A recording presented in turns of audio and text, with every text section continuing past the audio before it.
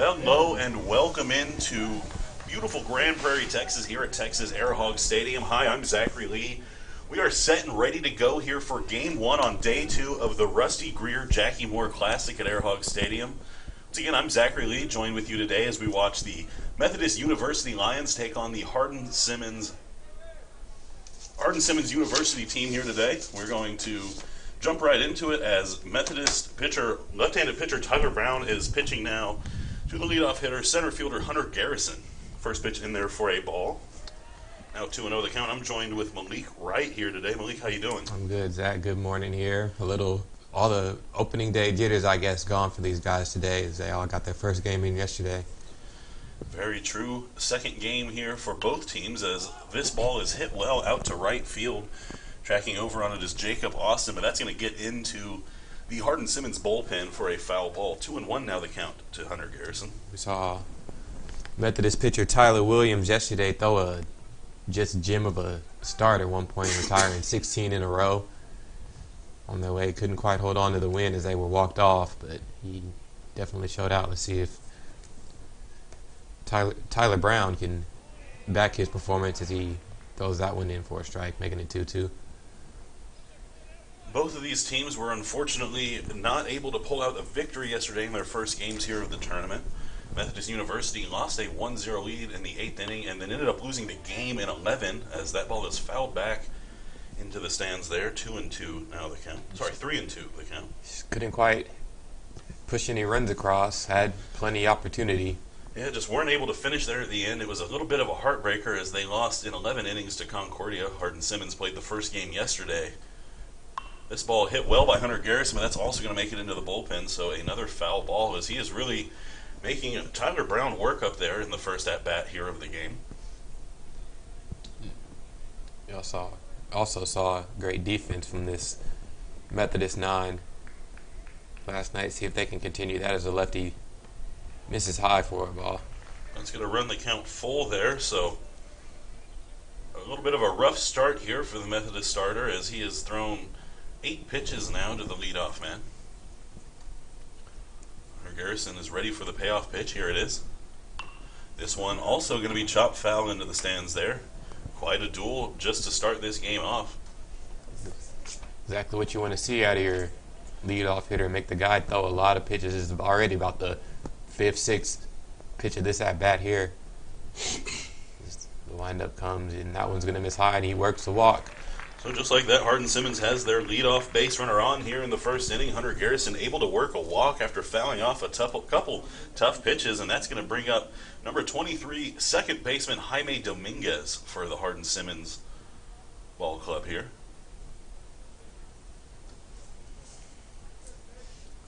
Jaime Dominguez last season played 37 games with Hardin-Simmons, starting 35 of those. He was a .343 hitter. He had 2 home runs and 22 runs driven in. His 22 RBIs were good for second on the team last season. As he looks at a ball over the outer half of the plate there. 1-0 the count. On the other side of things,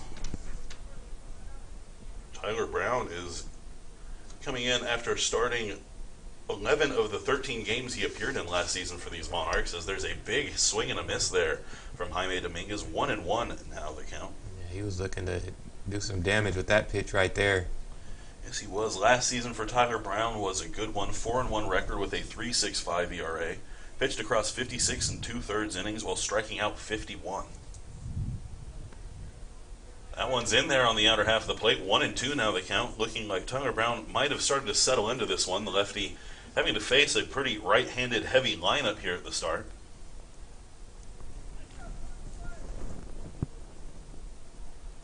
Here's the 1-2. That one's in there for a called strike 3. So after walking the leadoff hitter, Tyler Brown's able to come right back and strike out the next man up. Nice discipline there by the young Methodist pitcher. That's going to bring up number 7 left fielder Garrett Frazier. And that's a great at-bat right there for the pitcher after that long one. Got him out quickly. Just a 4-pitch strikeout to follow that 8-pitch AB. Coming up now is Garrett Frazier. Garrett Frazier appeared in 10 games last season for Hardin-Simmons, starting 4 of those games. That one's in there for a called strike on the outer half of the plate. Frazier didn't have as good of a season as he probably would have hoped, hitting just .095 on the year. But again, that was in limited action, only playing in 10 games for those starts. So probably quite a few pinch hit appearances for the young man. Nice to see him from that all the way to the 3-hole this year. Exactly. They have some big plans here for the young man as he chops that one foul down the left field line. That's going to roll foul, so we're going to go ahead and do that again. 0-2 now the count. It's a beautiful day here in Grand Prairie. Looks like the wind's swirling out, I'd say, toward pushing left center. It almost looks like it's coming straight into home. I mean, I've never really seen the wind blow like that out here. It's usually blowing straight to left field, but we thought it was tough to hit here before. That ball's that is pushing going to in. kill a lot of fly balls here today. I need a bunt fest to get in as pitcher checks over at runner Hunter Garrison. He's back quickly, safe. That lefty pickoff move always a challenge. Harrison's still not very scared as he takes a pretty healthy lead there after the pickoff attempt. This ball hit well, but right to Wesley Hall. Unable to make the play there is the second baseman from Methodist. It gets into center field. Hunter Garrison is safe at third after the bobbled ball there by Wesley Hall. Everyone's safe after the error there. Unfortunate as that looked like that ball was going to be a tailor-made double play. As it could have been even worse. They could be down a run already as the third runner on third. Hunter Garrison should have pulled up, didn't realize Clay Richardson let the ball get under his glove. Yeah, it was a kind of a little bit of a symphony of errors there, as not only did Wesley Hall bobble the ball, but Clay Richardson, the center fielder, wasn't able to get a clean hold on it. If Hunter Garrison had noticed that earlier, you're very right, Malik. He could have come home for the first run of this game. Yeah, it is. Coach wisely held him up, got the big guy up to the plate now, John Paul. So now the big lefty finds himself here in a hole as he fires in the first pitch strike to Jean-Paul Topple, the designated hitter here for Hardin-Simmons. I'm sure it's one of the better names in this tournament. Jean-Paul Topple. I like it, yeah.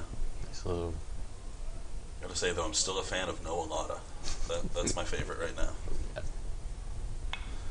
This ball hit well, but that's going to get well foul out over the bullpen there for Hardin-Simmons. But Tyler Brown finds himself in a bit of a hole here, just one out and runners on the corners here in the top of the first inning. Hardin-Simmons looking to strike early here in this one.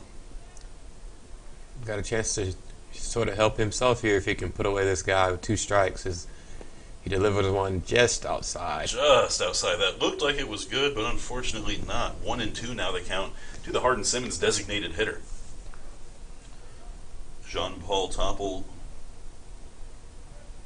played in 36 games last season. 35 of those came as a starter. This ball hit well out to center field. Clay Richardson takes a couple steps over to his left. He's able to reach up and make the grab there, but tagging and coming in to score for the first run of the game is Hunter Garrison. So a nice sac fly by the Hardin-Simmons DH puts the first run on the board. Hardin-Simmons leads this one in the top of the first, 1-0. Nice to see Simmons execute right there, get a sac fly, 1 out, exactly what you want to do, especially battling from down 0-2. A little bobble by the second baseman. Wesley Hall came back to him right there. Might have been able to get 2 on that last play. Yeah. Nothing like first inning errors and leadoff walks. Those usually turned into runs. So 2 outs here for number 32, first baseman Tyler Bradshaw, as he looks at a ball out across the outer half of the plate. That's 1-0 now the count. Tyler Brown trying to limit the damage here to just 1 run.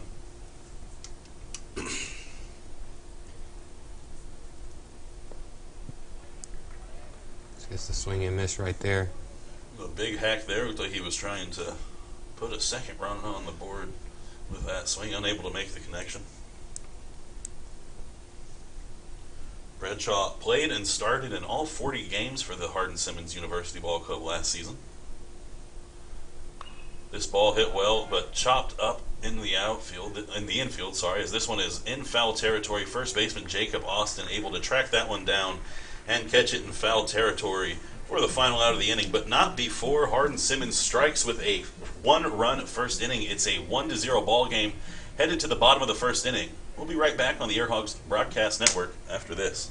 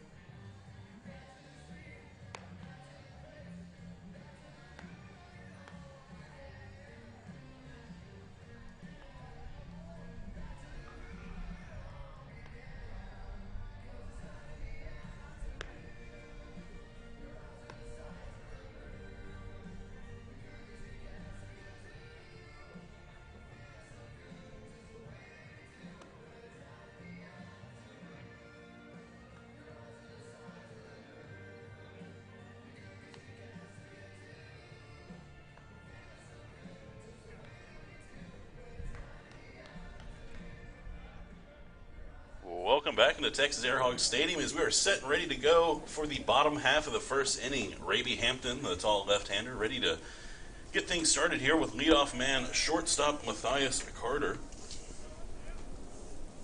Matthias Carter had a pretty decent day yesterday for these Monarchs. Singled in his first appearance. Here's the first offering. That's high for a ball. Big lefty. Number 16, Raby Hampton on the mound, long-haired. Tall look, gives the look inside on his 1-0 pitch, and it's going to miss again outside for a ball. 2-0 the count. We're going to have a bit of a duel of lefties here today as both starters here are big left-handed pitchers for their respective ball clubs. Matthias Carter started and played in all 41 games for these Methodist University Monarchs last season. He was a .338 hitter last year, 2 home runs and 25 runs driven in. Those 25 runs driven in were good for a two-way tie for the 4th highest on the team. He waits the 3-0 pitch. That one in there, so a 4-pitch walk to start the inning for Methodist, and both teams are able to put their leadoff man on in the first inning via the free pass. We see those. Just saw one come across last inning. Let's see if they can make this one hurt as first baseman Jacob Austin steps into the box. Austin started and played in all 41 games for the Monarchs last season, and he is bunting here, able to get that one down just in front of the mound, and he does his job as he's able to sacrifice the runner on to second base. A wonderful bunt there by the Monarchs' first baseman. Exactly what you want to do. You get a lefty falling off towards third base, knock it down into the middle near second base, first base side, and make it a tough play for him to go to second. And now you have Alex Culture, who played an amazing game yesterday in their loss, had a few runners thrown out. Yeah, he did have a very good game yesterday. Cochler looks at the first pitch there and a called strike on the inner half of the plate. Cochler was their best hitter last season, played and started in all 41 games, and had a whopping .406 average, 7 home runs, and 54 RBIs, all team leading category stats there in those respective categories as the 0-1 pitch bounces into Cochler there. Always nice to have a guy who can lead your offense and also be a key figure in your defense, that catcher spot. Agreed. And it's not usual that you see the catcher as the offensive force like that. Usually Very rare. They're more defensive-minded, but Cochler obviously one of the few able to do both, as Matthias Carter is on the run there, and he is going to get a steal of third base without a throw even from Brett Hudspeth. So just like that, the leadoff man gets on via the walk and via a sacrifice bunt and a stolen base. He is now just 90 feet away with just one out here in this one. He had that base stolen, looked like, before Hampton even delivered it. I don't think that's why I don't think Hudspeth even bothered throwing. As this ball is hit well out to left field, Cochler puts that in the gap between left fielder and center fielder Frazier and Garrison. That's going to score the run easily. Digging for three is Cochler. He's going to slide in ahead of the tag. No, he's not. He is tagged out, trying to leg that one out into three. Perhaps a little bit of an ambitious decision there from the catcher for the Monarchs, but unfortunately for him, he's going to be called out, but he does tie the game up on that hit there. As I thought, too, a very aggressive decision to turn, but it looked like I thought he got in ahead of the slide. There. As we check out our replay, center fielder did a nice job of catching it off the wall, hits the cutoff man. Oh, bang, bang play. That was a very close call. I'm going to defer to the umpire that's 10 feet away rather than myself, who's we can only dream. But you don't want to make that first out of the inning at third, but I do like the aggressiveness right there for Methodist University as Tucker Criswell stepped into the box. But Monarch third baseman Criswell standing in for his first hacks here in this one as he watches the ball on the first pitch and fouls off the 1-0 offering into the netting. So 1-1 now the count. Cochler sure did get down to third well for a catcher. I was about to say the same thing. He runs pretty well for a catcher as well. That kid's an athlete. That's a stand-up double from what we normally see here at Airhawk Stadium, and he made the push in this big outfield we have. It was a good throw in from a center fielder hitting the cutoff man and allowing his cutoff man to get that out, as that's a big swing and a miss there from Tucker Criswell. Now down in a 1-2 hole. And short of a game-saving type play for Hunter Garrison, now you're 1-1, but with one out, now you guys at a 1-2 count instead of having that no out runner on third situation, as this one is fouled. Looks like it may have got close to our camera well. I think Tim might have had to make a play over there. He's hustling for sure. I had a ball smoked over to me while I was on the camera last night. I wonder if Tim was able to make the play today. That one misses outside and low. 2-2 now the count. Both teams able to strike early here in this one. 1-1 tie so far in the bottom of the first inning.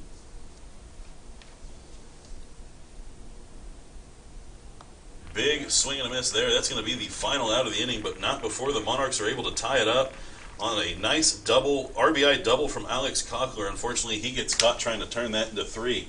We're going to go ahead and take a quick break. We'll be back for the top of the second inning here on your Air Hogs Broadcast Network.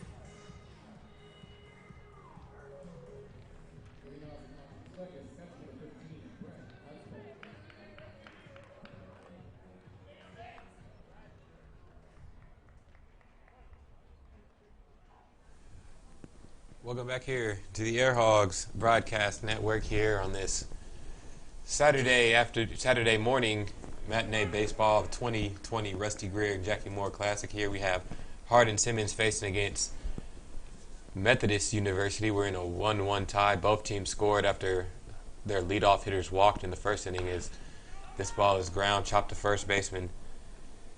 That's Jacob Austin. Nice job there by Jacob Austin. Just like yesterday, another unassisted putout for him. He had 3 in yesterday's game as he's able to catch the ball there off the bat of Brett Hudspeth and beat him to the bag. That's going to bring up number 3, shortstop Jacob Raines.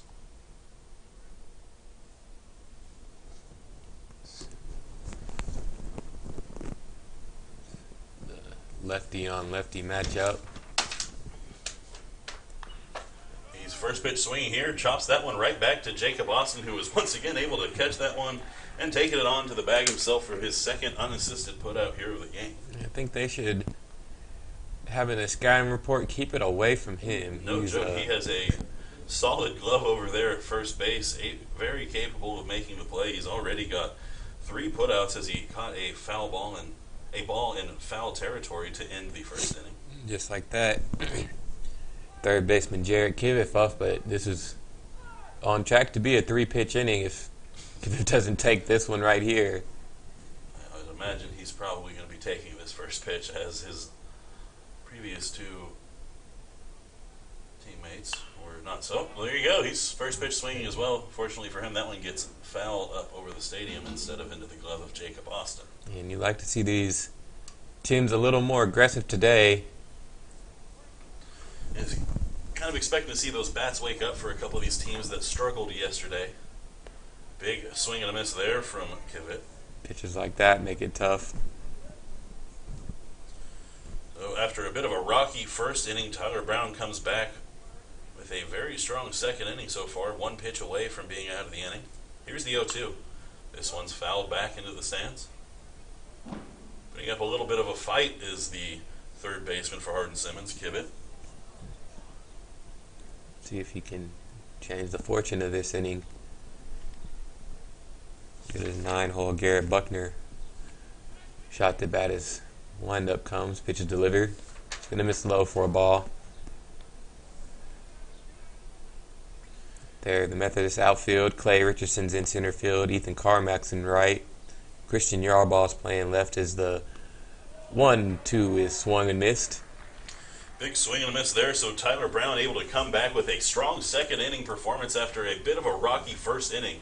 Still tied at 1 apiece here, heading to the bottom of the second. We'll be right back with you on the Air Hogs Broadcast Network after this.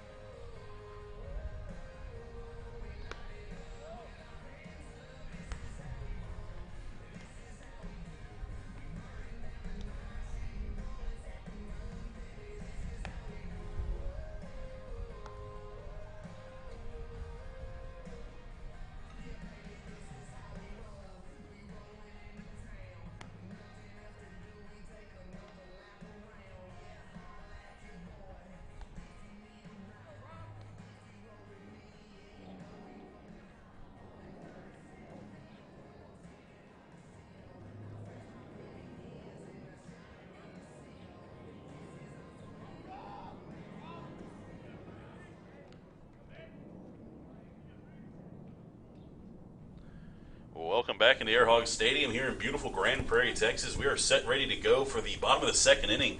Leadoff bunting is designated hitter Rob Wilkerson, and he is not able to leg that one out as third baseman Jared Kivett comes crashing in on that and is able to collect it and throw an accurate strike across the diamond for the first out of the inning. Tried to catch them sleeping there, did Rob Wilkerson, but Kivett was ready for it.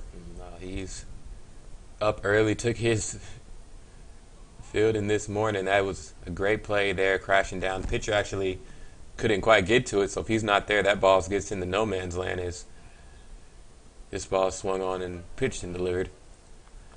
Bounced up. 1-0 the count now. This is Clay Richardson stands in, the center fielder here today for the Methodist University Monarchs. Richardson played in 40 games last season, starting 39 of those as he looks at a called strike there on the inner half of the plate. 1-1 now the count. Richardson, a .225 hitter last season. Made some good plays in the field last night. See if his bat can wake up today as this ball swung on, pitched and delivered outside. It's early still. 2-1 the count now. No, we're trying to. Malik wants to see a swing, Clay. Take your time. That one bounces in there. Nice take by the center fielder. 3-1 now the count. I guess to be a little more selective. It's count leverage and see the last inning was killed off a rally. Who knows what happens if Ilis Cotcher doesn't get thrown out at third base as this ball is shot to center field. Actually, the right fielder is going to come over and get it. That's Garrett Buckner for the second out of the inning. It looks like that one did exactly what we talked about earlier, Malik. He put a pretty good swing on that one. Just unfortunately for him, that wind is blowing directly back into home plate. Really kind of made that ball hang up there. An easy 1, 2, 3 steps to the right for Garrett Buckner to put that one away. You're going to have to hit a shot out there to the outfield, especially if you're trying to go to right center field, because we see balls here, the hardest shots here die. Our guy Stuart Imes trying to get it over to right field plenty of times.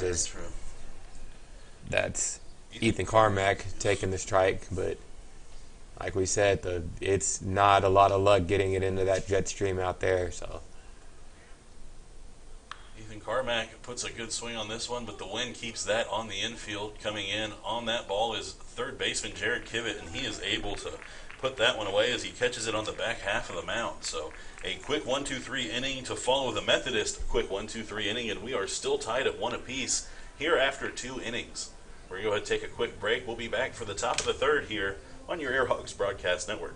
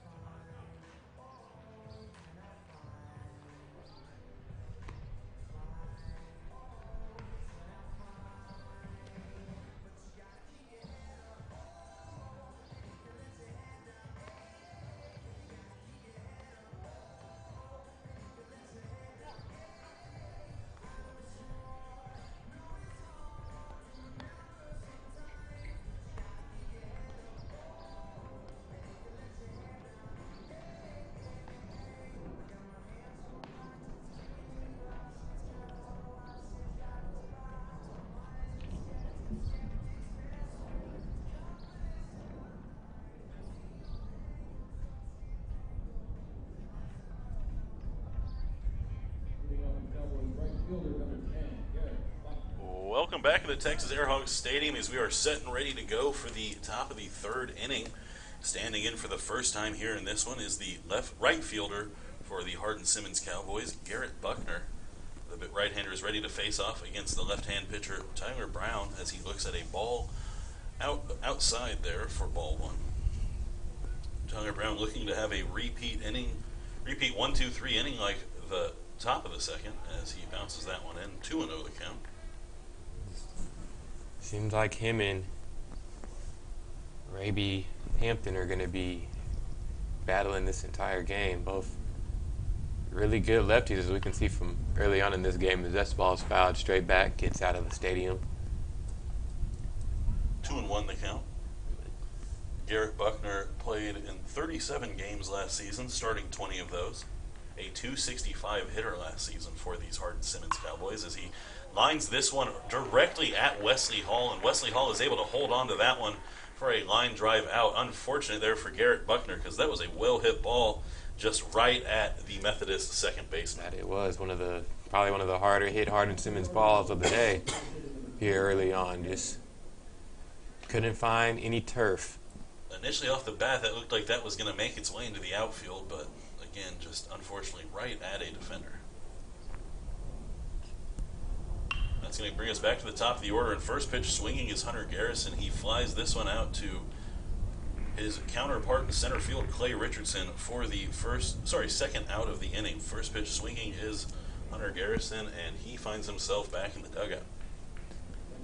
These pitchers are doing a good job of getting weak little soft fly ball contact. Just trusting that defense behind him. I mean, when you've got the wind at your back the way it is, although the wind has now kind of shifted out towards left field a little bit.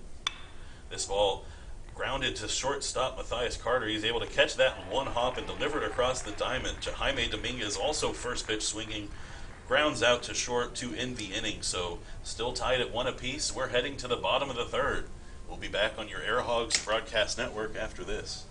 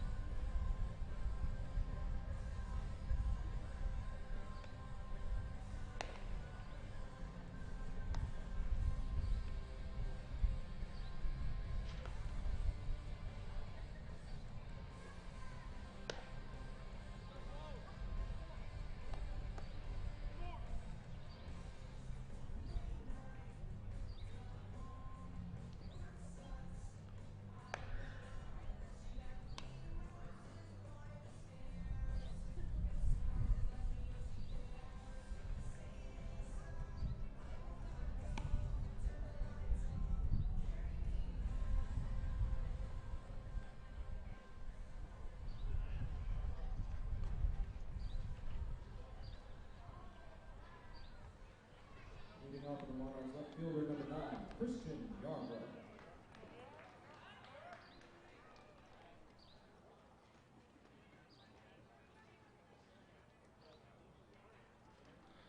Welcome back in here at Air Hogs Stadium as we are ready to go for the bottom half of the third inning. Raby Hampton still in there for Hardin-Simmons as he's set to face off for Christian Yarbrough, getting his first hacks here on the season. Yarbrough, number 9, playing left field today for the Monarchs.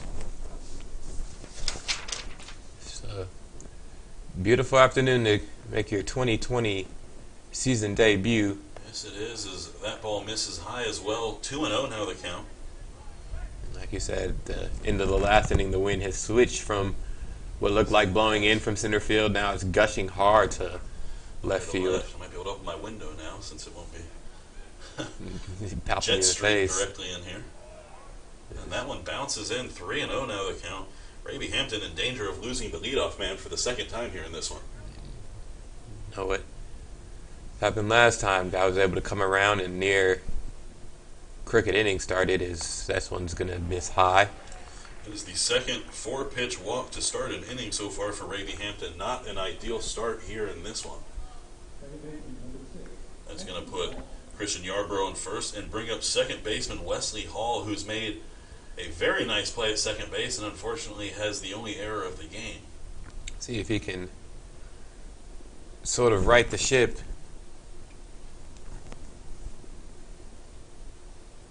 Showing bunt is Hall, and he pulls that away. Going anyways is Christian Yarbrough. He slides in, and he is going to be safe on the failed hit and run there. The hit didn't go, but he decided he was running anyways. Nice job there by Christian Yarbrough as he got a very good jump off of Raby Hampton. And a very fantastic slide to the back corner of the bag. I'm not sure who particularly won't name names on the Methodist roster, but last night we saw somebody get thrown out. Well, they're trying to do a pickoff attempt there at second, but Yarbrough is Wise on that one and slides into the bag safe. Slid in feet first late in the game and was tagged out getting into that front corner of the bag. You saw it right there. Yaw ball slid to the back corner. Even with the throw beating him, he beat the tag. It was just bunt is shown, but the pitch is going to land outside for a ball. And again, the 8-hole on base yard ball, fast runner. As we could tell, we've already seen one steal of third base. A little easier on the lefty than the righty too. So let's see if they take another chance. As 1-1 is delivered, shows bunt, gets it down. Checks third. There's no play at that one. The high throw made to second, and he's not going to get back on the bag in time. That is just unfortunate. He was able to get the throw in time, but he put it just a little high. First baseman Tyler Bradshaw had to make a leaping grab just to keep that one from going into the stands.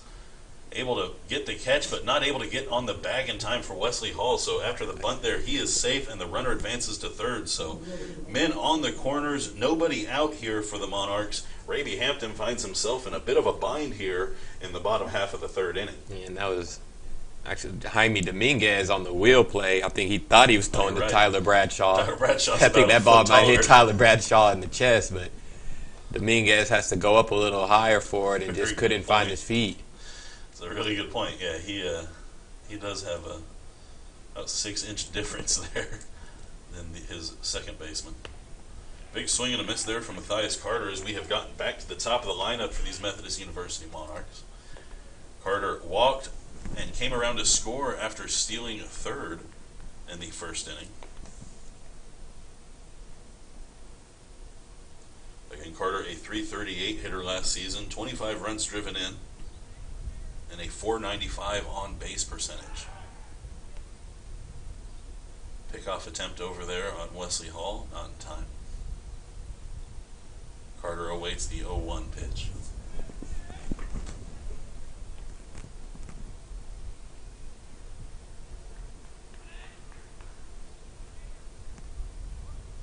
Showing bunt is Matthias Carter, and he pushes that down the first base line. Not able to corral that is Raby Hampton. Everyone is going to be safe, and coming home to score on that is Christian Yarborough. Monarchs take the lead after some small ball here in the bottom half of the third. They are making Raby Hampton work here today. That's about the fifth bunt attempt we've seen. I don't know if there's something in the scouting report that says make him try to field it, but the Monarchs are definitely taking advantage of that right now, and that's going to prompt a mound visit out there with Raby Hampton. There is someone up and throwing in that Hardin-Simmons bullpen, but I don't think that this is more of just a get-right speech, not quite time to... And you want to push those, when it's a lefty up, you want to push those bunts towards first base as he's falling from the other side. And he just didn't have time to get it over, lost his footing. He kind of bobbled the ball there trying to pick it up, but... A lot on your mind as you just do a 90-mile-an-hour fastball, having to jump back on the bunt. But again, now no outs, runners on first and second. And the lead has switched back over to the Monarchs here in the bottom half of the third inning. Now a 2-1 lead here for Methodist, and they are looking to add on as they have a man on first and second and still nobody out in the inning with first baseman Jacob Austin up at the plate. Austin sacrifice bunted his last time up.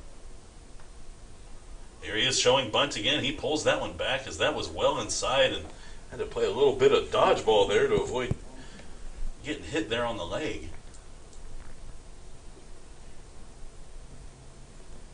We're going to go ahead and do that again. 1-0 the count. See if got to expect another bunt play to be on again. And so does Hardin-Simmons as they have their wheel on. And he shows bunt but pulls back at the last moment there, as that pitch was also outside. Raby Hampton now having a bit of trouble finding the strike zone.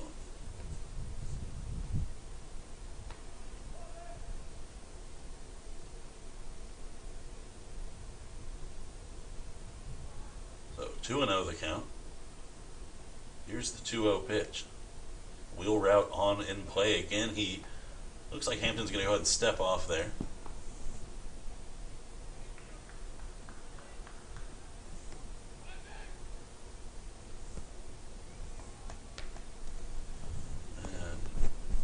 First base, he's showing bunt again. Jacob Austin not able to put that one down, and he pops it up behind him and able to come track backwards and make the pop-out catch there is Brett Hudspeth for the first out of the inning. So a failed bunt attempt there by Jacob Austin will lead to the first out of the inning, but the Monarchs still have runners on first and second, just one out in the inning, and their three-hole hitter, catcher Alex Cochler, up to bat. Cochler smoked a double into the gap in left field last time up, but was called out trying to leg it into three.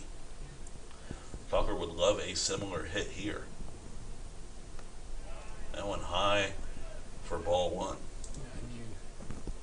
Wish for anything but that on the bunt attempt. Even a missed bunt attempt is better And popping it up. popping it out. Yeah, that was not the play Jacob Austin was looking for. That ball misses low. 2-0 the count. Count leverage to Galcher, we saw him smoke a ball to left center, even with the strong pulling winds earlier in the game. Now that wind pushing out there, see if he can find the gap again. He'll definitely have his burners on this time, as this one's taken high for a ball. 3-0's the count. Cleanup hitter, third baseman Tucker Criswell on deck. 3-0 count here for Cochler. Got to wonder if he has the green light or if he's just going to be taken all the way here. Here's the 3-0. That one bounces in there, and he has walked the bases loaded here in the bottom half of the third inning. Nice, disciplined moment at the plate there for Cochler as he works a 4-pitch walk, and it looks like that is going to be it for the left-handed starter, Ravy Hampton, today. Unfortunately for him, a rough outing here in the third after two relatively solid first and second inning, but we're going to go ahead and take a quick break here, and when we come back, we'll let you know all about the new pitcher here on the Air Hogs Broadcast Network.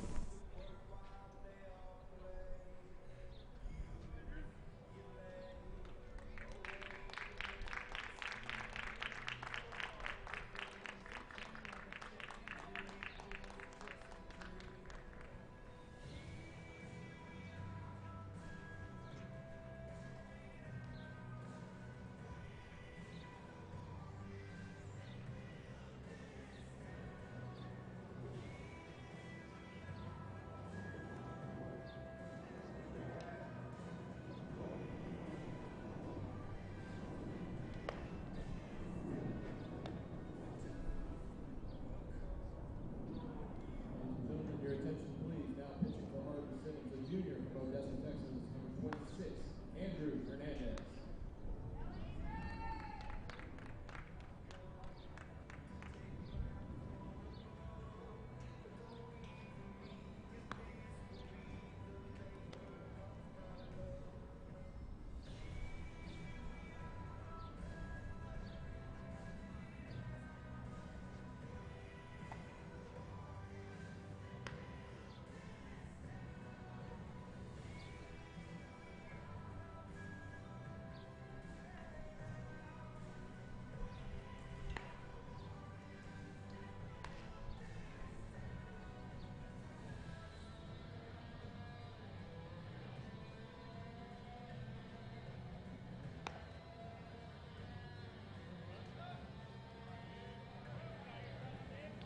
Welcome back into Texas Air Hogs Stadium as we are here still in the bottom half of the third inning, as we have a pitching change on the mound. Coming in relief of starter Ravy Hampton is the big right-hander, number 26, Andrew Hernandez.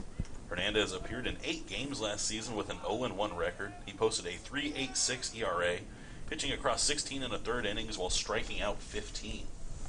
One of their better pieces in the bullpen for the Hardin-Simmons Cowboys, as his first pitch here to Tucker Criswell is low for a ball.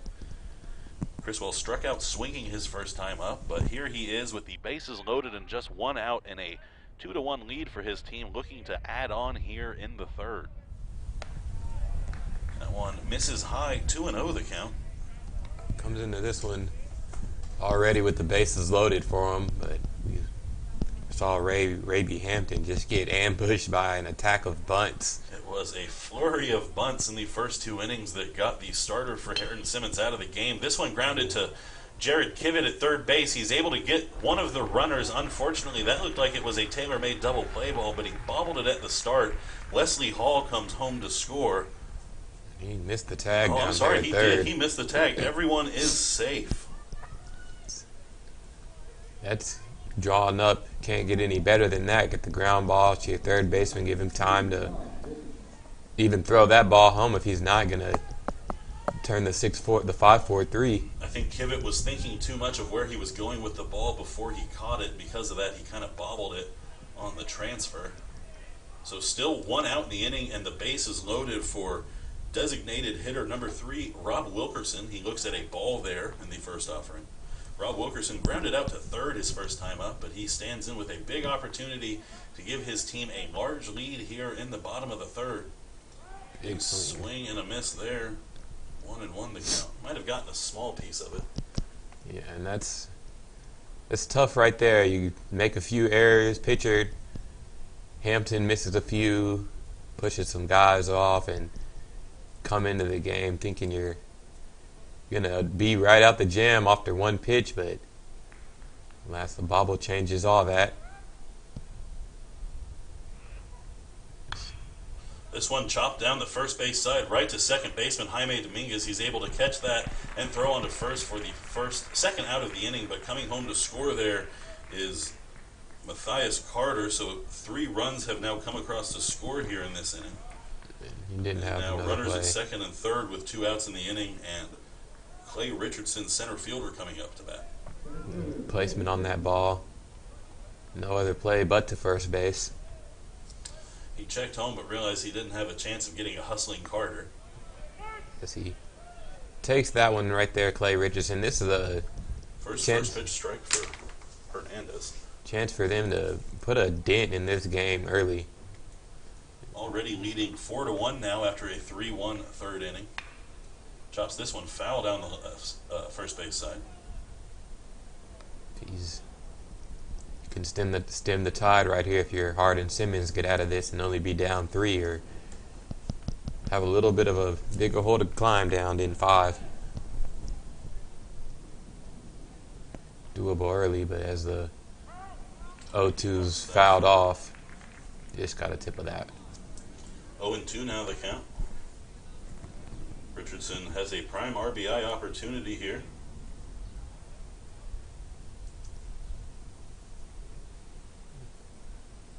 Hardin-Simmons defense needs to wake up early on here in the game. As they get a big swing and a miss. Hernandez able to stop the bleeding there as only 3 runs come to score in the bottom half of the third inning, but not before the Monarchs take a commanding lead. 4-1 now the score in favor of the Monarchs. We're headed to the 4th inning here in Grand Prairie. We'll be right back with you on your Air Hogs broadcast network after this.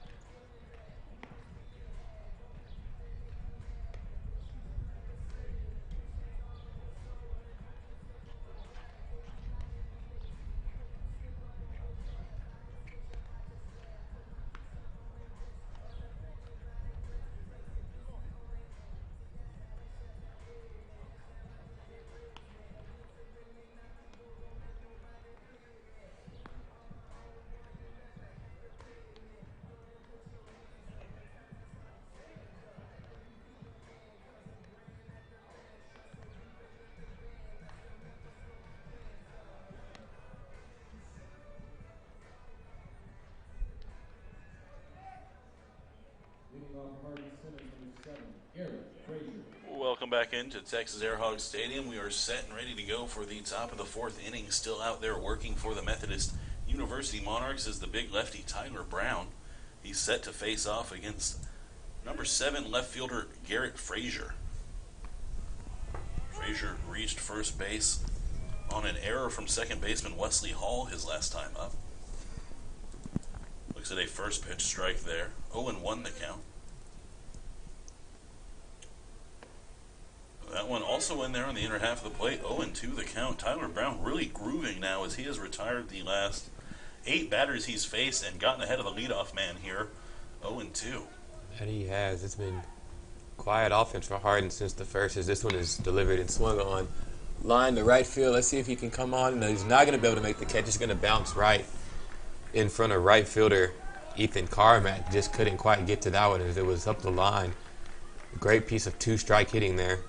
Yes, it was. It was hit very well. It looked like Carmack was going to be able to get there in time, but it dropped just in front of him, able to play it off of one hop and prevent Frazier from advancing to second. But that's going to be a leadoff single for these Hardin-Simmons Cowboys as they look to tie this game up after watching 3 runs cross in the bottom of the third.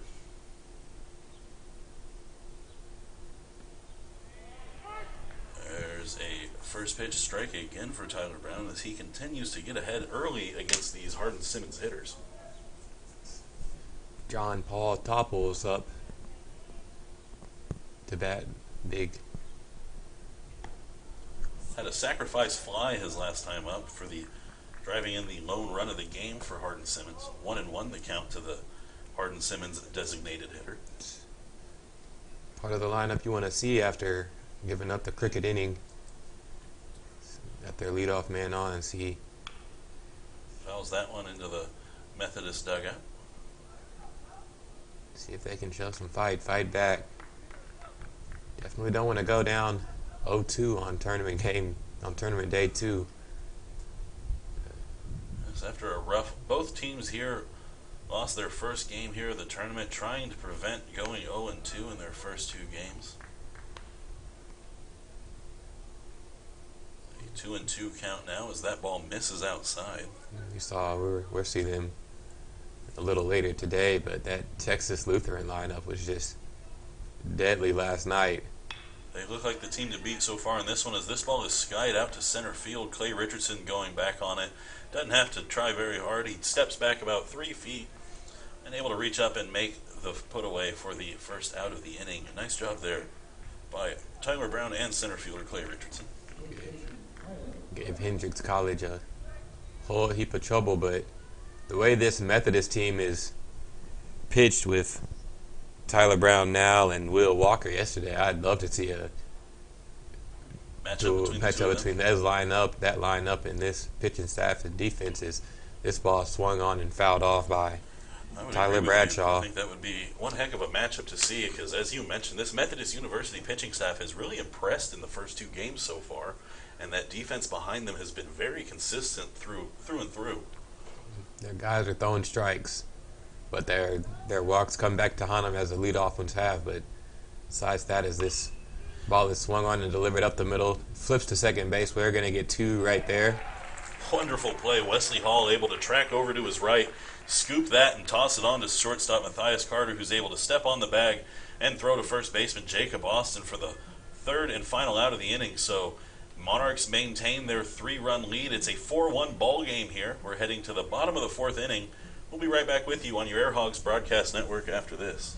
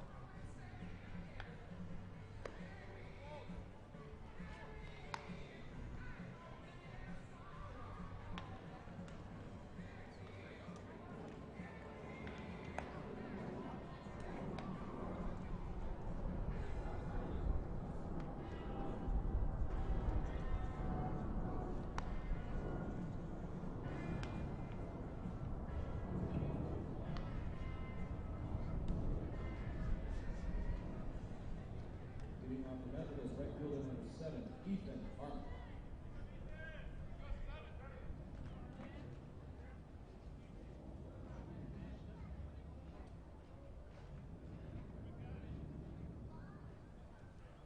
Welcome back into Air Hogs Stadium as we're ready to go for the bottom half of the fourth inning. Still out there pitching for the Hardin-Simmons Cowboys is the big righty Andrew Hernandez. He will lead things off against number 7 right fielder Ethan Carmack. Carmack takes a big hack there as it's now a 1-1 count. Yeah, it should have. Decided he didn't want to go halfway through that big power swing. Hernandez back in for his second inning of duty. It came in relief for Raby Hampton, who was ambushed by a few bunts. Kind of feels like getting attacked by a couple toddlers, I'd say. Just very, very frustrating way to go out, as this one's fouled off the shin. Ooh, you're going to take a moment there as that one looks like it caught his front foot there. 2-2 now the count. Get your battle scars early this season. One of many. It's a 2-2 count here in the bottom of the fourth. Game's 4-1. Pitches outside for a ball. He's going to run the count full here. For the third inning now, the Hardin-Simmons Cowboys are in danger of losing the leadoff man. This ball skied on the infield. That's going to be a playable ball. Shortstop Jacob Raines tracks over to his left just a bit, able to reach up and make the easy out there for the first out of the inning. Clear skies. These guys are looking up when they're fielding these fly balls today. Not Makes it a little easier to track. It's going to bring up 8-hole hitter, left fielder Christian Yarbrough. Yarbrough walked and stole second his last time up and came around to score in that 3-run third inning. He fouls the first pitch he sees back over the netting and onto the roof. 0-1 now.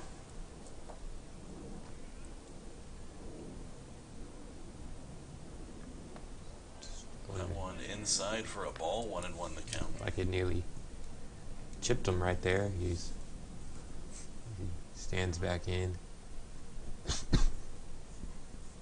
1-1's the count.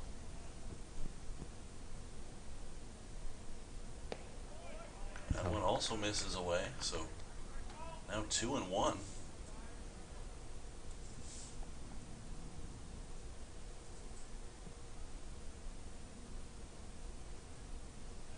Here's the 2-1.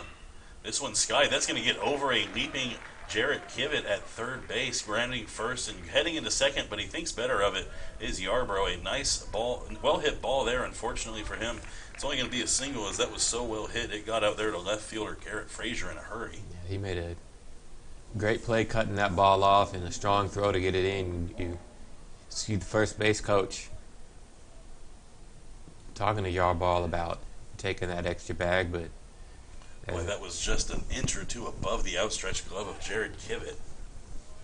that he would have loved to make that play after his bobble last inning. Maybe if he was just wearing cleats with a little higher lift there, he might have been able to get that one. Little Adidas high top promotion. Yeah, there you go. I'm sponsored. Yeah, Got to deal with Adidas. you gotta watch out for your ankles after that one. Jordan too. 1-0 count here to the 9-hole hitter, second baseman Wesley Hall. Wesley reached base on an error from pitcher Raby Hampton last time. He skies this one out to center. That's pretty shallow. It might drop, and it does. It drops in front of right fielder Garrett Buckner. He made a sliding attempt to catch that one, but was still unable to come up with it. So nice job there by Wesley Hall, able to drop one in just where the outfielders weren't. That's going to be back-to-back singles. We're back to the top of the order here with Matthias Carter. 2 on, 1 out here in the bottom half of the fourth. Buckner had a long way to go on that one. He really did. It looked like it might have been it was going to be tough for either him or center fielder Hunter Garrison. That was just a little blooper that just died right between the infield and outfield. It made it a tough play for anyone to get to. Yeah. Gotta even wonder if the second baseman could have came out in helped in the Bermuda Triangle right there is Dominguez, as Hernandez steps off, gets his sign and prepares to deliver the 0-1.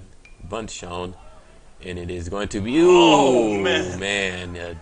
Brett Hudspeth almost able to come up with his second pop-out catch of a failed bunt attempt. He dove out, wasn't able to corral that one, just bounced off his glove, I think, about 2 times. Look on the replay here. Good timing on the dive, just couldn't quite squeeze. That's a hard play to make. You got to throw your mask off and then turn and track the ball all throughout. Almost able to come up with it there, but unfortunately was not. So 0-2 now the count to Matthias Carter. This one skied out to right field. Coming over a couple steps to his left is Garrett Buckner. He's able to corral that one in and hold the runner Christian Yarbrough at second base. So 2 outs, a man on first and second, and Jacob Austin, the first baseman, stepping up to the plate. Jacob Austin would like to distance himself from his last AB, where a failed bunt attempt ended up with him popping out behind the catcher. Excuse me. That would have been one of the better catches we've seen this weekend if Hudspeth could have made that one. Saw that one off the bat and thought he didn't have a chance at it. Great extension on the dive. Great reaction. It's tough catching fly. It's always tough to catch a fly ball from that angle. Harder than people realize. You got to take your mask off, turn, track, and be able to make the catch all in one motion. It's moving backwards on it. Yeah, exactly. It's a tough play to make. We got a 1-0 count now. 2 outs, 2 runners on. Hernandez sets, fires. This one's going to be fouled off near the batter's circle. 1-1 the count now. First baseman Jacob Austin started and played in all 41 games for these Methodist University Monarchs last season. Had a very good year, hitting .329 with a home run and 25 runs driven in. That one right down the middle for a called strike. 1-2 now the count. Sorry, 1 home run and 38 runs driven in for Jacob Austin. A very good year for the Monarchs first baseman. So we have a big, looks like a red hawk flying over the field right now. It's going to scare away the other doves. Yeah. Birds are turning south from the winter too, Zach. Yes, they are. They want to be back here for baseball season. This ball chopped over to shortstop.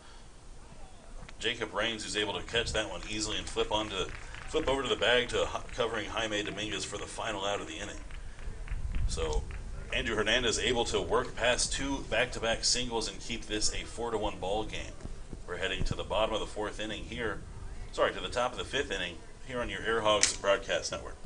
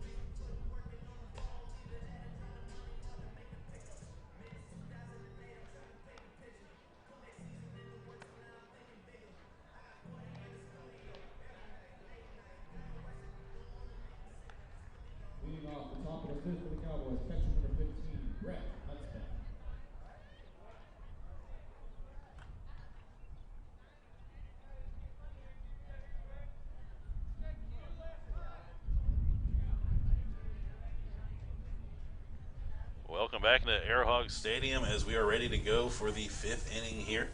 Leading things off for the Hardin-Simmons Cowboys is Brett Hudspeth, and he is first pitch swinging as he grounds that one to Matthias Carter at short, who's able to catch that easily off of 2 hops and deliver across the diamond to Jacob Austin for the first out of the inning.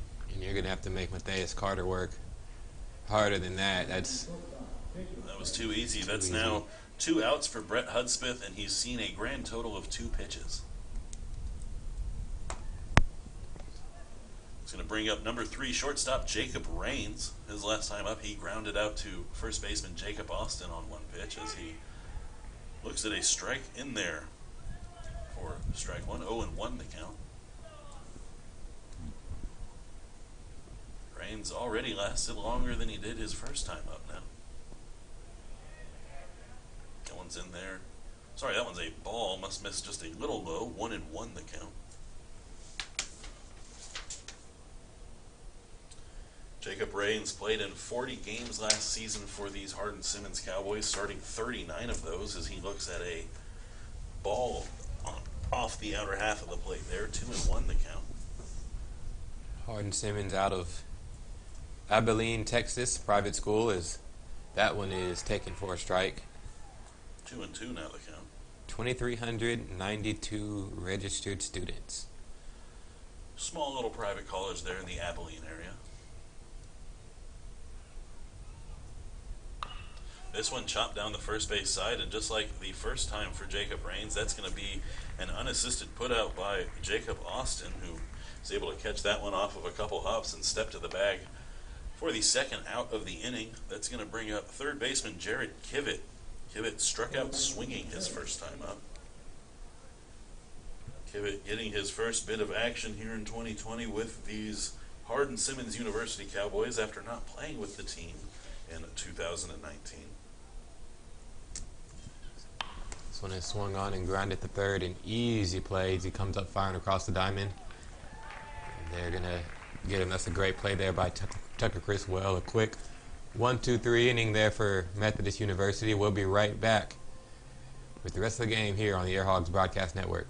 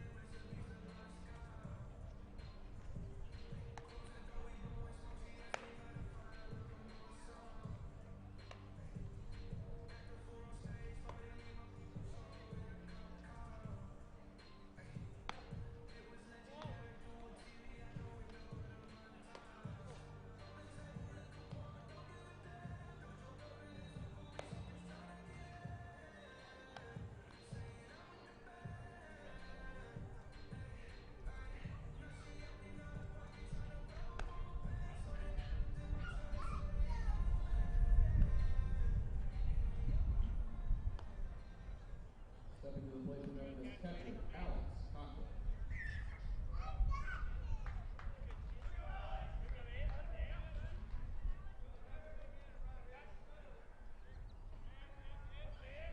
Welcome back here into Air Hog Stadium. Right-handed pitcher Aaron Hernandez still on the mound for Hardin-Simmons as the first pitch here to Alex Cochler is well outside, bouncing into catcher Brett Hudspeth. Cochler has yet to be retired so far in this one. Well, he was technically retired after hitting a double and trying to stretch it into 3, but he also has a walk his last time up. That one's taken high for a ball. Mr. Hudspeth, one of the better, I'd say one of the better players we've seen this weekend. He's shown a great ability to hit, great ability on defense. He takes this one low for a ball. It squirts past the catcher. That's very true, Malik. Cochler has been a very impressive player so far in this tournament, especially from that backstop position. Really one of the anchors of your team if you can have a guy like that. Here he is 3-0 right now, in danger of losing the leadoff man is Andrew Hernandez. He's able to get that one in there for a called strike. Almost called him Aaron Hernandez. I'm sure that's not a name he would like to be called. What a guy. Gockler hits this one well, but that's going to curve foul down the left field line. Unfortunately, he was just a little bit early on that one. If he was just a tad later, that one might have had the distance to be our first home run of the tournament. He put a swing on that one there. Full count now. Here's the 3-2.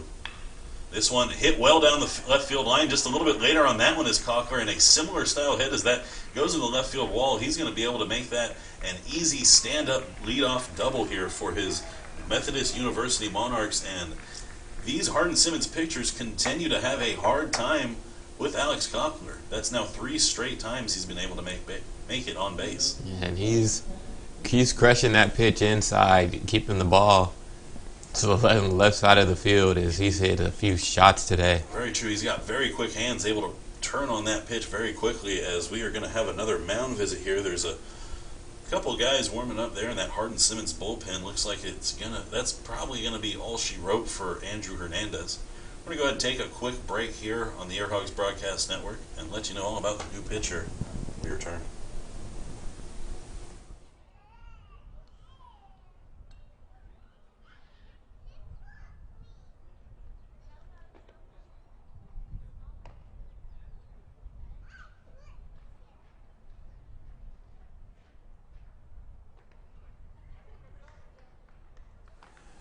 Welcome back to the Air Hogs Broadcast Network. As after that mound visit, Andrew Hernandez is a new man. And yeah, so it looks like they're going to go ahead and let him try to finish out this inning. They still have someone warming up in the bullpen, but they're probably not quite ready to go. He's going to bring up Tucker Criswell, third baseman for these Monarchs. He has a man in scoring position and no outs here as he stands in for his third hacks here in this one. So far in this game, he has struck out swinging and reached base via an error at third base. 1-0 the count now. That one also misses inside. 2-0 now the count. Andrew Hernandez starting this AB off the same way he started the last one, missing the strike zone. visit to calm him down. Don't want him to lay one in there. Remember, this game is still winnable as this one's chopped to third base, charging in, makes a strong throw over. The ball's going to get past the first baseman down near the bullpen. They're going to call that a ground rule, as I think that did roll into the bullpen. So coming home to score is Alex Cochler. Moving to second base is Tucker Criswell, and we still have a man on second, nobody out, and now a run has scored for the Monarchs. They now lead this game 5-1. That's going to be a throwing error on third baseman Jared Kivett. Unfortunately, that's going to be his second error of the game. He's having a tough day there at third. Saw him field that one, charged it. And that is going to be it for Andrew Hernandez. So we'll take a quick break here.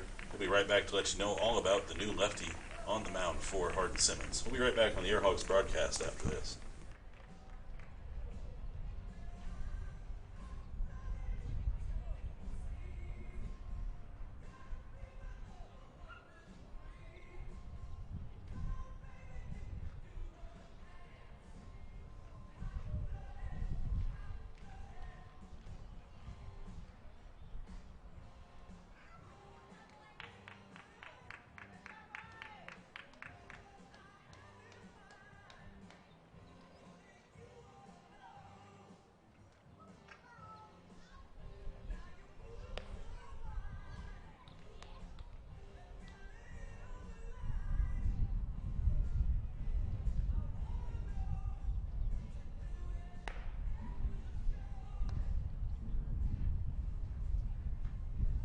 Ladies and gentlemen, your attention please. Now pitching for Hardin-Simmons, a freshman from Arlington, Texas, my hometown.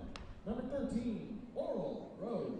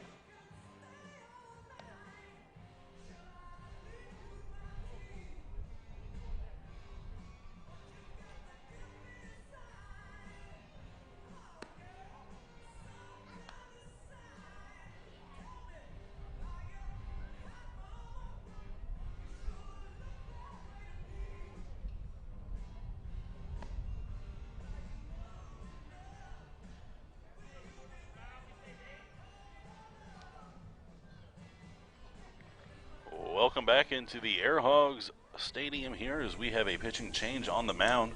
Coming in relief of reliever Andrew Hernandez is going to be the freshman left-handed pitcher Oral Rhodes. Rhodes getting his first action here for the Hardin-Simmons University Cowboys. He will face off against the designated hitter number 3, Rob Wilkerson, for the Methodist University Monarchs. Rhodes comes into this game in a behind 5-1 with a man on second and no outs. Let's see if Rhodes can string a few innings together. He's already the third pitcher used today by Hardin-Simmons. The other guys haven't quite been able to. Agreed. The Cowboys here are going to need to get some innings here from someone, as they've already used 3 pitchers through 5 innings. As there's an attempted bunt there by Rob Wilkerson. Unfortunately for him, that just rolls foul down the first base side. That was almost trouble. That was almost a very good bunt, as I think he was going to be able to leg that out had it stayed fair.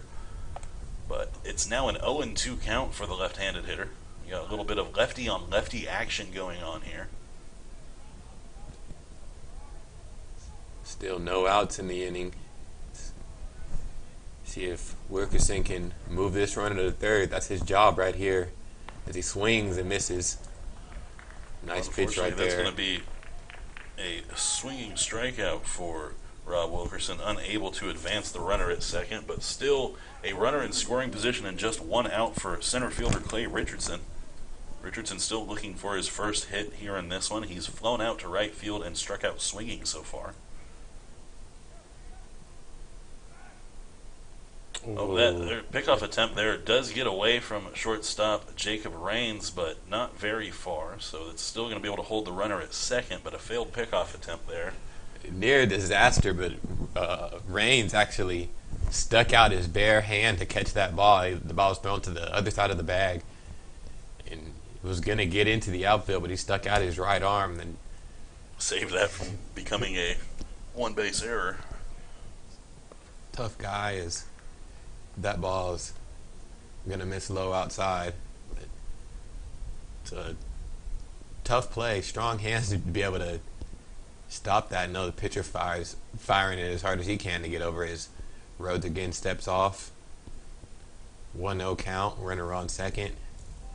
1 out in a 5-1 game here in the bottom of the 5th. Ball is swung on and delivered. Here goes the runner. The throws down to third. He is safe. Nice job there by Tucker Criswell. He got an excellent jump off of Oral Rhodes there and was going to be a tough play there by Brett Hudsmith to catch the hustling Tucker Criswell. Now just 90 feet away from scoring here for Clay Richardson.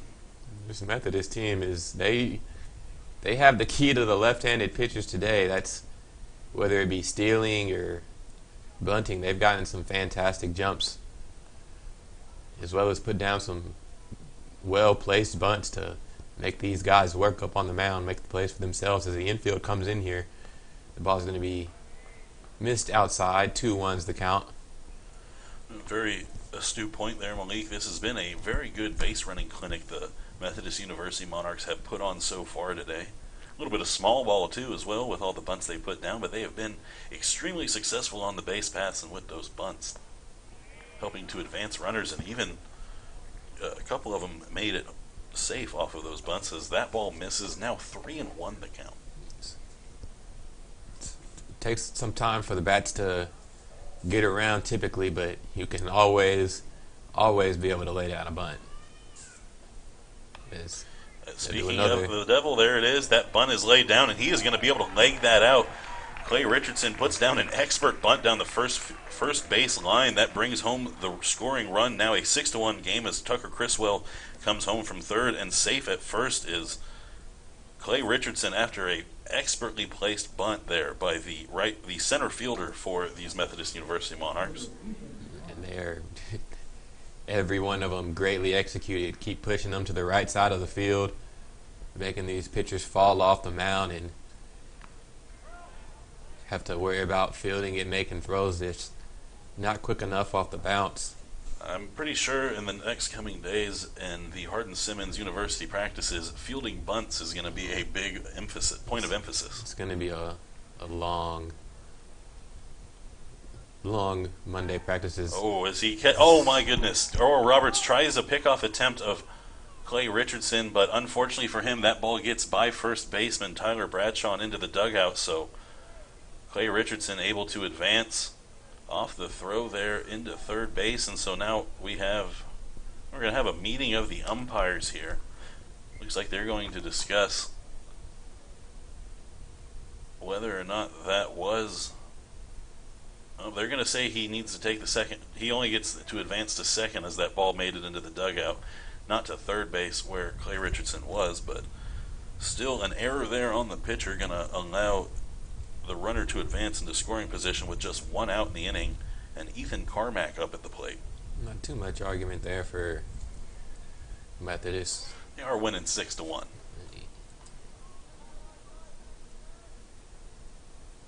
want to make them all count as see Rhodes settle down. Got his first guy out on the strikeout, but since then wasn't able to field the bunt, and right there a wild throw. And he had a chance to maybe catch the runner. 1-1 now the count after that pitch misses outside. A little bit more lefty on lefty action here as Ethan Carmack stands in. Here's the pitch. That one inside for a ball. 2-1 now the count. Carmack still looking for his first hit here in this one. He's popped out to third base and popped out to shortstop his only 2 times up. He does have a runner in scoring position and just 1 out here in this one. And good speed over there on second base as Clay Richardson, the center fielder, is out there. That one also in there for a ball inside.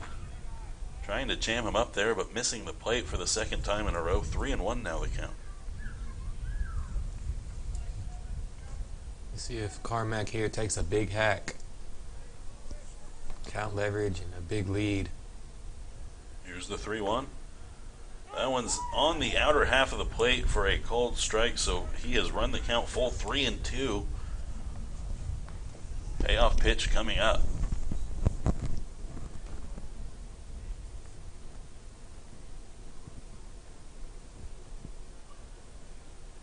Here's the payoff pitch. That one misses high, so he's going to get aboard via the free pass, and Will Roberts loses him there after running the count full. So now 2 men on and 1 out, and the 8-hole hitter left fielder Christian Yarbrough up to bat. Yarbrough has walked and hit a single so far in this one. We got more action in the Hardin-Simmons bullpen. See a couple of righties starting to get loose. Yeah. That one's in there for a called strike. Rhodes able to get ahead early here on this one. 0-1 against Christian Yarbrough. Yarbrough making his season debut today. Had a great start to it yesterday, but you're right. Does get the start here today in left field. He takes that one outside for a ball. He's been on base a couple of times. See if he can add some RBIs to his total.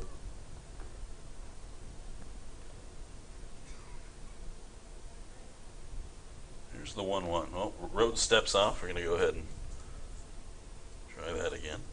Yarbrough played in 19 games last season, but only got 2 starts as he gets the start here today. And that one misses outside. 2-1 now the count.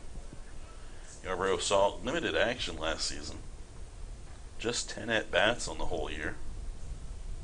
A 200 hitter in those ABs. He did score 12 runs, though.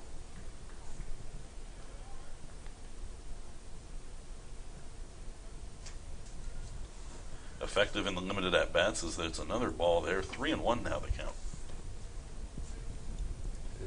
That wind begins to pick up to left field. Big shuffle behind him at second base. He's going. Off. On the way to third, he's going to be safe. Clay Richardson had a huge jump there off of Oral Rhodes. He is in safe there at third base, so 3-2 now the count to Christian Yarbrough, but he has a man 90 feet away at third. Runners on the corners, just 1 out here in the bottom half of the 5th. A 6-1 ball game. Methodist leads this one, looking to add on here late. These guys' jumps off this pitcher, off these two pitchers have just been fantastic. He was back shuffling on that one as the full count pitch is going to miss for a ball, loading the bases. But he was on a back shuffle there. Still had time to beat the pitcher before he made his wind-up home, as we're going to get a visit to the mound, and I think this is we're going to have a pitching change here. So it looks like we're going to have the fourth pitcher come in for Hardin-Simmons here in the bottom of the fifth. We're going to go ahead and take a quick break. We'll be right back and let you know all about the new pitcher here on the Air Hogs Broadcast Network.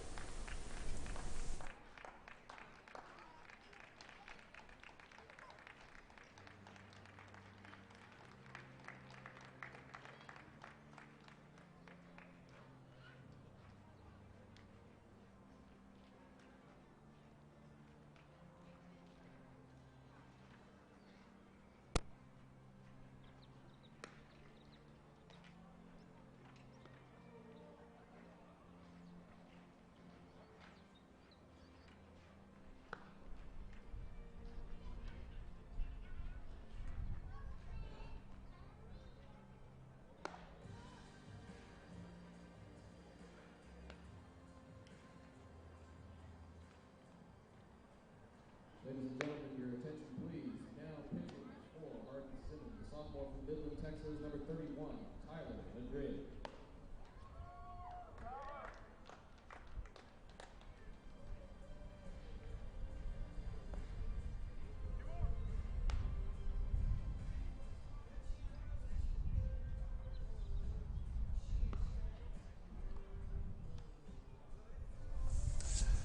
Welcome back to the Air Hogs Broadcast Network. It's the end of the road for Mr. Oral Rhodes as he leaves the bases loaded. And now coming in to pitch, we have number 31, Tyler Madrid. Madrid appeared in one game last year through a clean inning, only facing 3 batters, but again allowed no hits, no walks.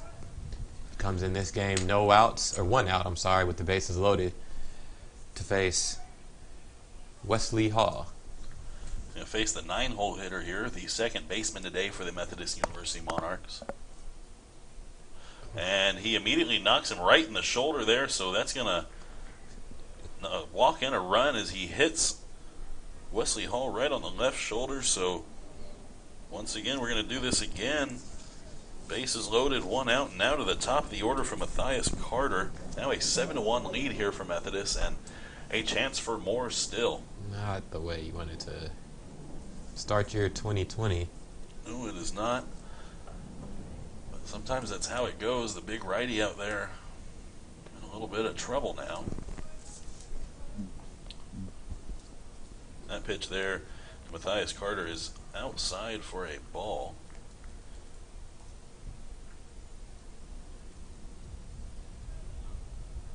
Here's the 1-0. In there for a called strike. Matthias Carter, the shortstop here today for Methodist. So far today, he's walked, singled, and flown out to right field. He's come around to score twice and has a stolen base and RBI to his name here in this one. That ball misses low and away. 2-1 now the count.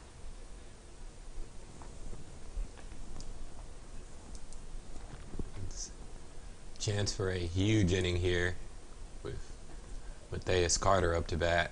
Bases loaded. He's got his count leverage as the pitch is delivered. It's going to miss high for a ball. 3-1 count. With the 3-1 count here, you got to wonder if he's got the green light or if he's just going to force Madrid to throw him a strike here. Already 3 runs have come to score here in this inning. I think you let him do damage right here. With a 7-1 lead, I'd give him the green light, and he has it as he takes a big hack there, but is well in front of that. 3-2 now the count. Methodist has really blown this game wide open in the last 3 innings. Scored 6 runs across the last 3. And they still have a chance to add on here with 1 out and the bases loaded in the bottom of the 5th.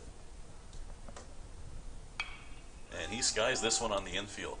Coming in on that is Tyler Bradshaw, first baseman, easily able to make the out there. So that's going to be the first out of the inning via a pop out, and that's going to bring up first baseman Jacob Austin. Austin still looking for his first hit here in this one. He has a sacrifice bunt, a pop up, and a ground out to his name so far. 0-2 on the day. Nice job by Madrid to force the infield fly rule. Is Looks like Jacob Austin went around there. I think they're going to call, yes it is, called strike there as he did break the plane with the swing. Bases loaded, 2 outs here in the inning. Hardin-Simmons trying to escape with just 3 runs here in the inning. That one in there for a called strike, 0-2 the count. Methodist looking to add on to this 7-1 lead. Both teams have someone up and throwing in the bullpen. one thing I have learned is there are very few leads safe in baseball. We gotta still get all 27 outs as this one bounces. Very true, very true. Methodist looking to add on a couple of those insurance runs, but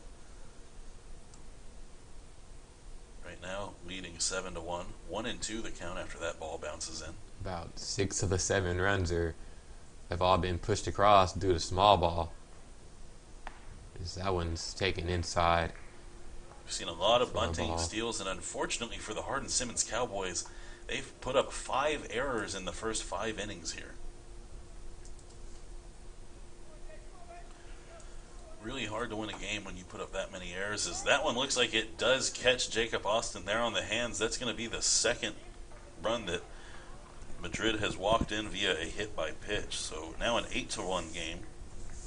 And Ethan Carmack comes home to score. And we have now batted around for the Monarchs here in this bottom of the 5th inning. It's going to bring up Alex Cochler, who led off this inning with a 2-bagger. He came around to score later this inning. Now ready for his second chance here in the 5th.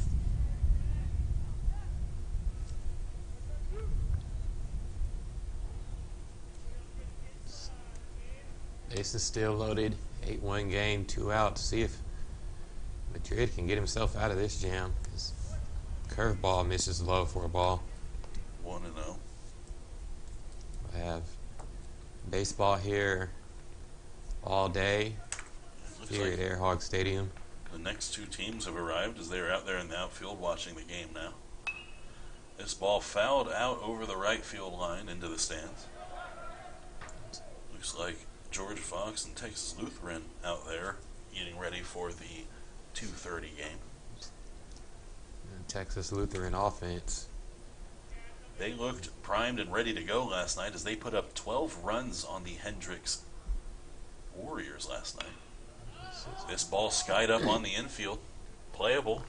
Tyler Bradshaw able to come over and make the final out of the inning. So Methodist able to come up big still with 4 runs there in the bottom of the 5th inning. They lead this game 8-1. We're heading to the top of the 6th here at Air Hogs Stadium. We're going to go ahead and take a quick break on your Air Hogs broadcast network.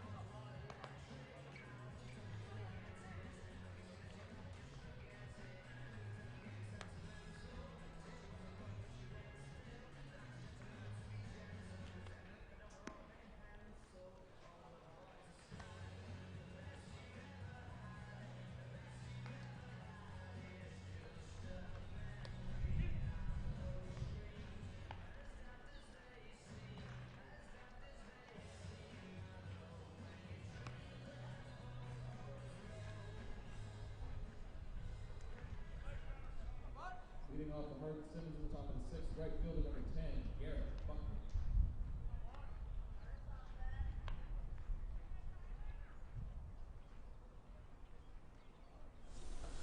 Welcome back into the Air Hogs Broadcast Network. It's been a little while since we've seen Tyler Brown on the mound, as his team just put up a 4 spot there in the bottom of the 5th inning. His team now leads 8-1, 8 hits, 8 runs, 5 hits, one error for his Methodist University Monarchs. On the other side, the Hardin-Simmons Cowboys have 1 run on 1 hit and 5 errors, which is Really been the difference here today. Difference has been that fielding. A lot of bunts on the side for the Methodist Monarchs. Some timely steals of third base have made it extremely tough as that ball is fouled off to the right. Garrett Buckner taking hacks here for the second time here in this one. The right fielder today for the Hardin-Simmons Cowboys. His last time up, he lined out to second baseman Wesley Hall. Still time to cut into this deficit as this one's... He chased that one well out of the strike zone. Fortunate enough for him, he was able to get enough of a piece of it to foul it off. That was not a pretty looking swing. Swing to get him another pitch right there. That one swung on in line. That's going to be skied into right field, and that one lands on a one hop in front of Ethan Carmack for a leadoff single here for the Hardin-Simmons Cowboys. And for the first time since the 4th inning, the Hardin-Simmons Cowboys have a base runner. Let's see if they can start the climb back into this one as they trail 8-1 here in the top of the 6th inning. Looking for some late inning rallies here to get back in this one. Both teams lost their first game here in Game 2, trying to prevent themselves from going 0-2 today. Pitch is delivered in there for a strike. And it's still time left this game for this Hardin-Simmons team to come back. They got to start it now, start chipping away. See if they can avoid making the first out of the inning as this ball is swung on. It's going to get to the hole. Shortstop dive. It goes right off his glove. That was a tough play there by Carter. Looked like he was going to be able to get that, but he does get his glove on it and knock it down. That probably, in all honesty, keeps the runner at second base, not allowing him to advance to third. He didn't have much of a chance to throw the runner out. That would have been a tough play. Backhand. Even if he makes the diving stop right there, a tough stop, but he does keep the runner at second. Now runners at first and second, nobody out, and second baseman Jaime Dominguez up at the plate. With 2 on now. Dominguez looking for his first hit here in this one. He struck out looking and grounded out to short his first 2 times up.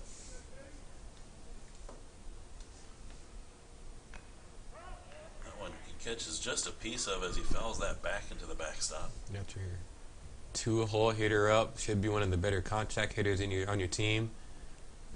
I think you sort of thinking about a hit and run right here.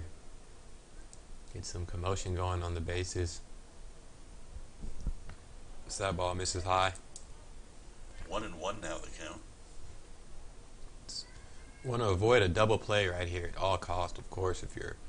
That would be a hard thing to take here. Hardin-Simmons for the first time has 2 base runners in an inning, and they are looking to start playing catch up here as they trail 8-1 here in the 6th. That one misses low. 2-1 now the count. It looks like Tyler Brown might have suffered a little adversely from that long bottom half of the inning that saw his team put up 4 runs. That's a long time to sit there and let that arm get a little sore. Yeah, and just a few innings before that, they put up the 3 spot. Saw him go out and throw a few before coming back into the game. Didn't see him do that this one, as this one again is grounded to shortstop, and it hits off the runner. He's going to be out. That was unfortunate there for Hardin-Simmons, but that might have prevented a double play, as that was going to be a tailor-made double play ball to Matthias Carter. Instead, it bounces off of leadoff runner Buckner, who's going to be out since that came off of him. But we do still have runners at the corners. Runners on first and second, just 1 out here in the inning. You hate to see that, an avoidable play. He tried to hurdle it, but it still caught his lower leg as he tried to jump over it. Something that I don't think the players who aren't used to playing on turf realize that ball will bounce a lot higher than you expect here on this turf, as this ball is chopped foul down the third base side. Tucker Criswell was able to field that, might have been able to have a play at first, but Garrett Frazier was really hustling up the line. He made a fantastic play to stop that just behind the bag. Foul gives this little backhand catch there. Gives Hardin-Simmons another chance. 0-1 count, 1 out, runners on first and second. Hardin-Simmons trailing 8-1 here in the top of the sixth, looking for some offense late. This ball is hit well, but that's going to get foul out over the Hardin-Simmons bullpen down the right field line. So 0-2 now the count, and Tyler Brown looks like he might be settling back into this one as he is trying to shut the door here. Hardin-Simmons got on top of him in the first inning, but since then he has really prevented them from having any sort of offenses. Boy, Garrett Frazier had to duck to avoid taking one off the back of the head there, just able to get underneath that. That is a ball. 1-2 now the count. See him. That's why you wear a helmet. Oh, yeah. See him now throw it outside with the changeup. Now you got him in. That one misses. Right outside. 2-2 is the count. 1 out. In an 8-1 ball game. Monarchs looking for the double play ball here.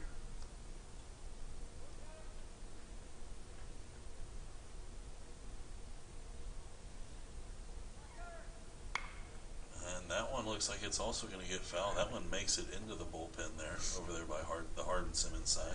Just see if Hardin thinks about starting their runners. Might be more likely on the full count pitch, but avoid a double play. Double play here, I agree.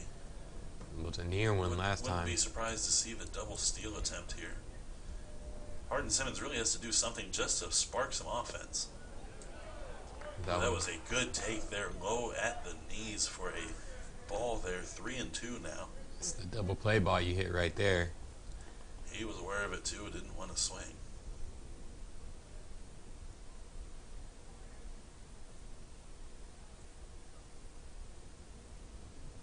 Here's the 3-2. He takes that one low and outside for a ball, so that's going to load the bases now after a full count walk. Nice piece of hitting there by Garrett Frazier. He fell behind early but was able to work that into a walk. That loads the bases now for the cleanup hitter, designated hitter, Jean-Paul Toppel, and it looks like that is probably going to be it for the big lefty today.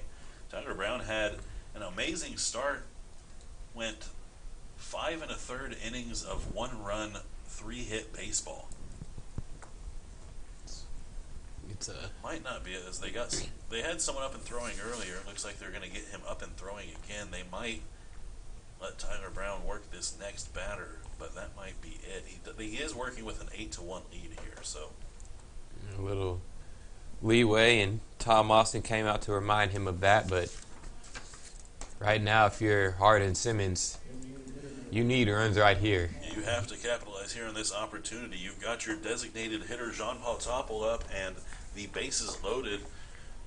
Cleanup hitter here. This is the exact situation you'd be looking for. Hopefully, for Hardin-Simmons, he can do some damage and help gain back some of that lead, trailing by 7 here late in this one. First pitch is in there for a called strike. 0-1 the count. If you're Topo looking for something to drive, but you also got to remember a walk is just as good as that base hit. Anything that extends this inning and keeps the rally going. Fouls that one off. 0-2 the count, quickly finding himself in a hole.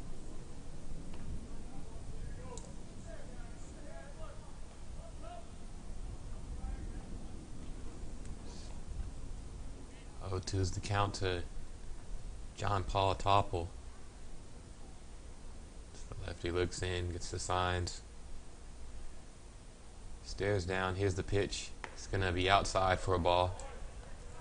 1-2 is the count. Just outside. That one looked pretty good.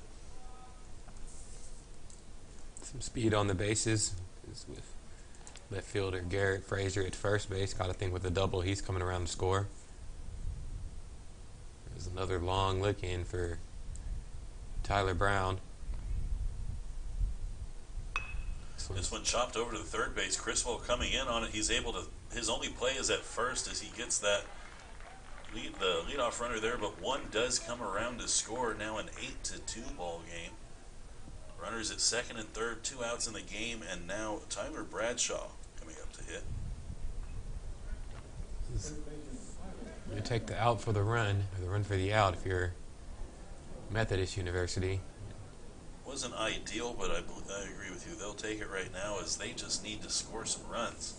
Still only in the 6th inning. You don't have to do it all now, but you need to start generating some offense. Yeah, 2 would help here as we have the lefty-lefty matchup.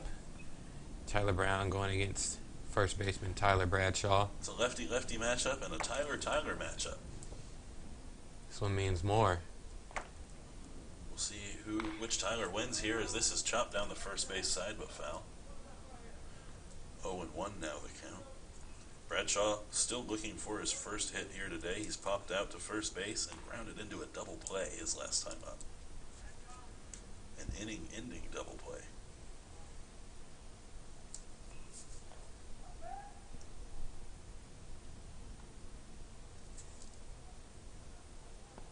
Big swing and a miss there from Bradshaw. He was trying to put 3 runs on the board with that one.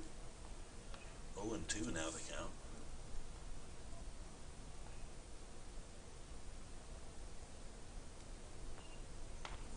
Tyler Brown looking to get out of this inning, allowing just the 1 run.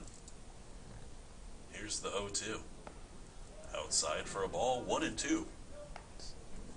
He's still battling. Got catcher Brett Hudspeth on deck, hoping he gets a chance to swing either the bases loaded or for in any facet for that matter. It's a long looking. Trying to keep this inning going. He hits that one, but fouls it off the top of his front foot there. It's a painful one as he now is using his bat like a cane to walk around. Catcher and umpire going to give Bradshaw a minute there because they both know how much fouling one off the top of your foot like that hurts.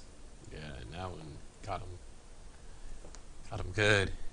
Yeah, he's taking a knee now. This is really must have caught him right on the bone or something because boy, that can really hurt, especially with how cold it is outside right now. That's going to take a minute or so.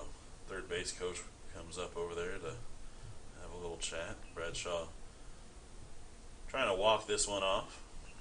He's making his way back into the batter's box there. He should be fine. Gotta refocus yourself. Got a 1-2 hole he's in. He's bad with 1 foot. Make it a little tougher. Ready for the 1-2 pitch here. You hit it hard, you don't got to worry about beating out the single. So let's see if he uses that mantra. Here's the pitch. It's going to be taken. That was a tough take there. Catcher couldn't quite squeeze it to frame it. Don't think he gets the call on that one anyway, though. Just missed low and outside. Good take there by Bradshaw. Run the count even to 2-2 now. 2's across the 2 board. 2 outs, 2 on. Looking to extend the lead as this one's roped to second base. Unfortunately, there was a well-hit ball, but right to second baseman Wesley Hall. So that's going to end the inning, but not before the Cowboys are able to put a run on the board, now trailing in this one just 8-2. We're heading to the bottom of the 6th inning with the Methodist University Monarchs due up to bat. We'll be right back on your Air Hogs broadcast network after this.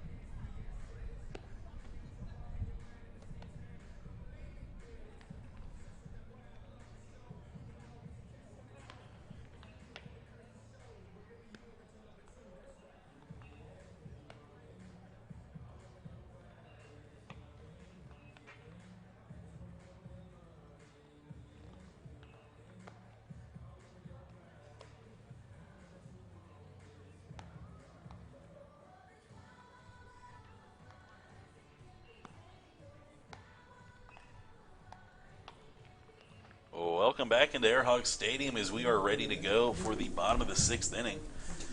Another pitching change on the mound for the Hardin-Simmons Cowboys. The 5th pitcher already here in just the bottom of the 6th inning. Coming in relief of right-handed pitcher Tyler Madrid is the big lefty Channing Hickman.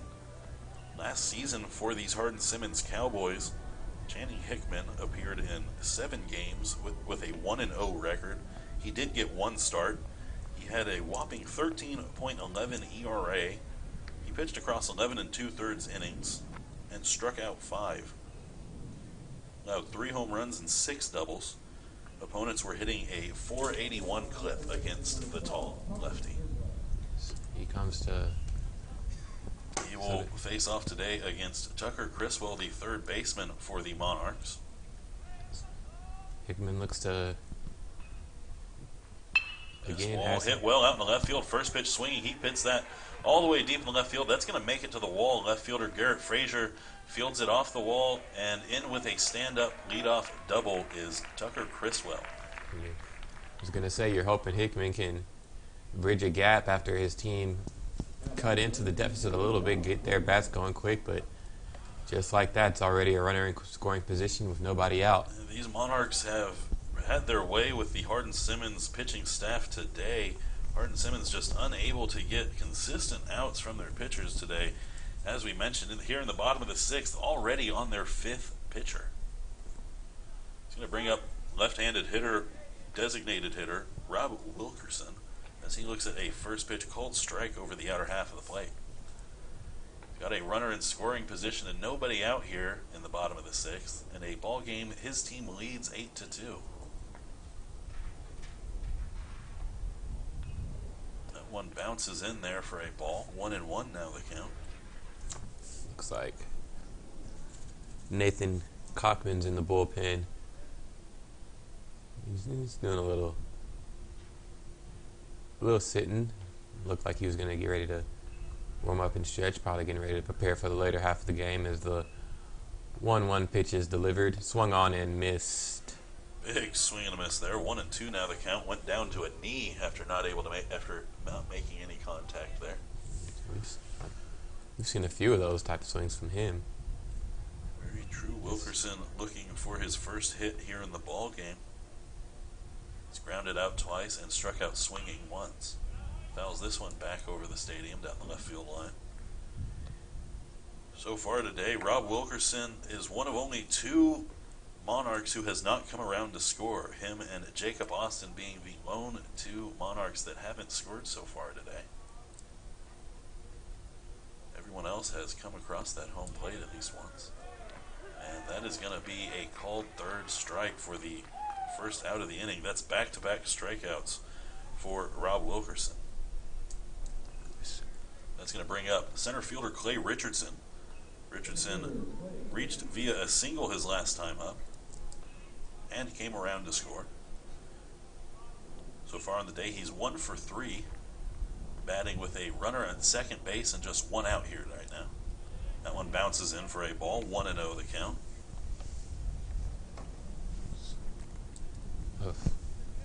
Great job of a bounce back there, getting that last strike out for Mr. Hickman. High ERA last year, and allow his first runner on. Not the best start, but as he looks in to deliver this pitch. Very true. He had a very nice bounce back at back after allowing a 1-pitch double to the leadoff man. And, he's got to be paying attention to that runner at second. It's something that they've struggled with today. The Monarch runners have really had their way on the base paths. As that ball misses low for the second ball here in the AB. 2-0 now the count to Clay Richardson. It's always tougher for lefties to step off and make the full circle turn to get somebody out at second, so you get that little extra time as this one swung on in.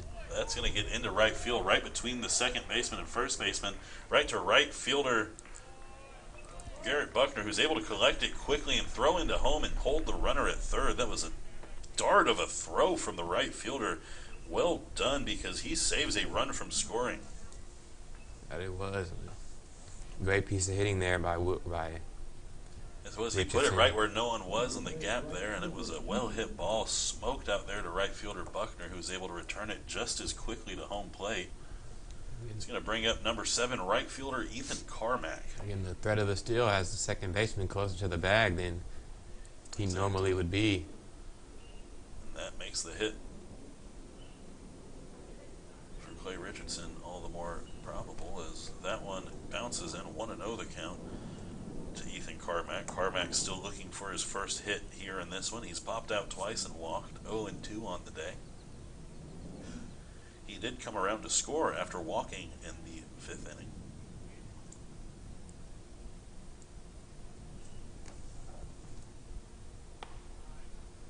That one is high there for a ball, 2-0 now the count.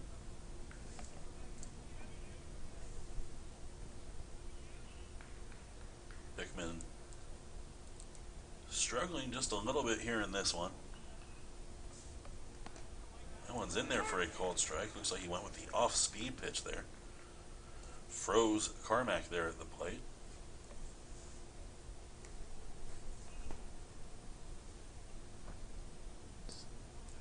See if he can get a double play ball and get out of this inning. So here comes the 2-1. Bunt attempt is going to be laid down. Flips, glove flips. Ooh, what a He gets him there at home. What a tag there by Brett Hudspeth. Trying to dodge the tag was Tucker Criswell, but he was not able to do so. Moving to third on the bunt is Clay Richardson, and safe at first on the fielder's choice is Ethan Carmack. So he did just about all he could to avoid that tag. You look on replay again, another well-placed bunt. Pitcher gets it, glove flips it actually. He scooped it up there to his catcher. The catcher actually impeded the slide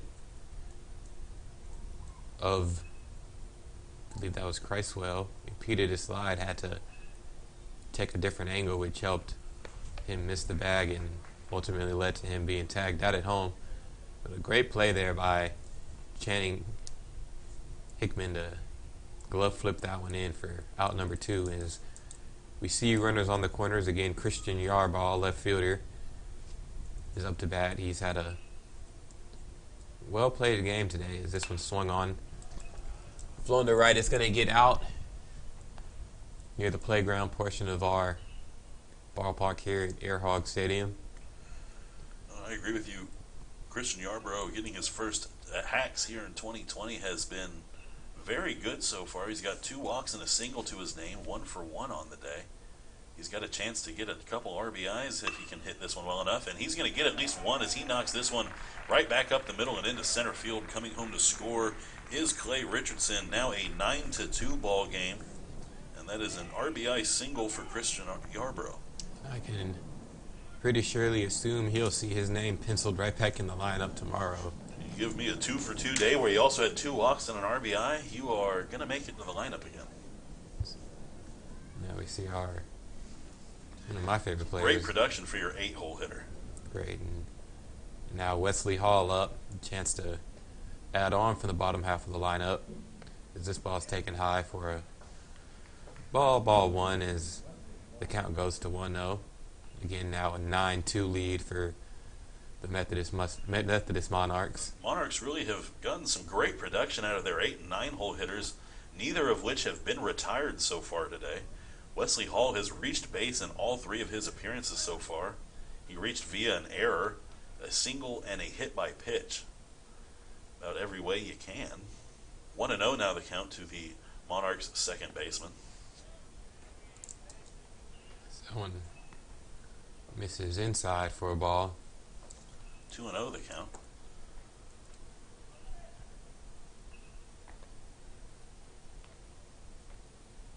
Here's the pitch. That's a 4-pitch walk. So now Wesley really has made it every way you can after that walk there, but that's going to load the bases with 2 outs and bring us back to the top of the order. Stop me if you've heard this one before, Malik. Hey. And we haven't seen Matthias Carter do a lot of damage with people on bases. I'm sure he knows himself. He's had a few opportunities with the bases loaded, flew out in his last one, infield fly, as he takes this one in for a ball. He has another opportunity here with 2 outs and the bases loaded and a chance to really put this one away late. His team leads already 9-2, but if he can put up a couple more runs, this one just might be out of reach. That's in there for a called strike. 1-1 now the count. So far on the day, a 1-for-3 day for Matthias Carter with a stolen base, a walk, and an RBI to his name.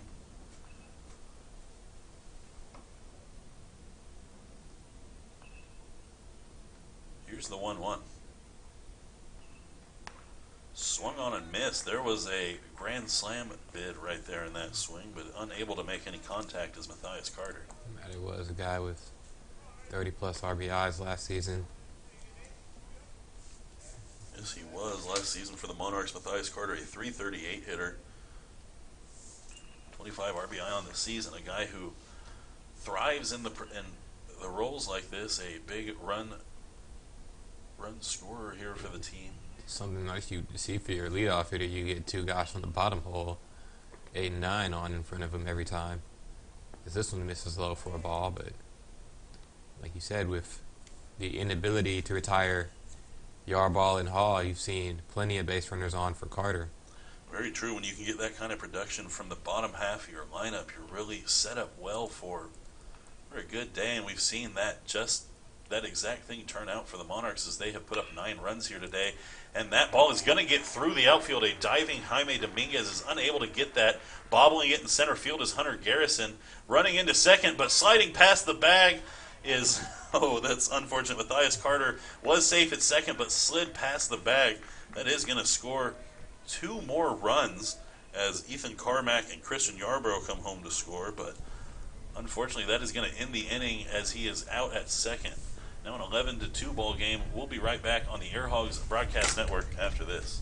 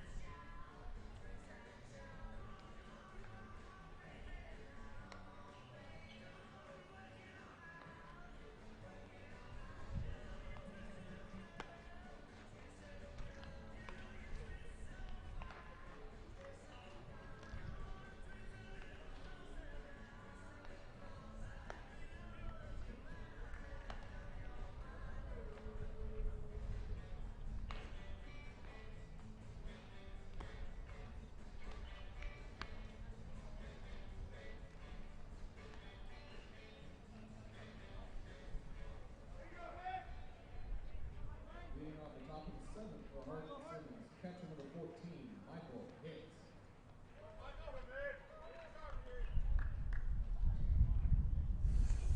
Welcome back to the Air Hogs Broadcast Network. Here we're in the top of the 7th inning of an 11-2 game. The Methodist Monarchs going up against the Hardin-Simmons Cowboys. Tyler Brown still on the mound as he misses. That one looks like he landed a little outside for ball 1.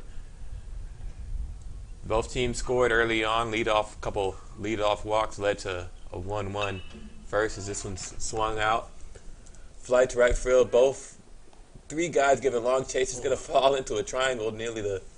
Saw the first baseman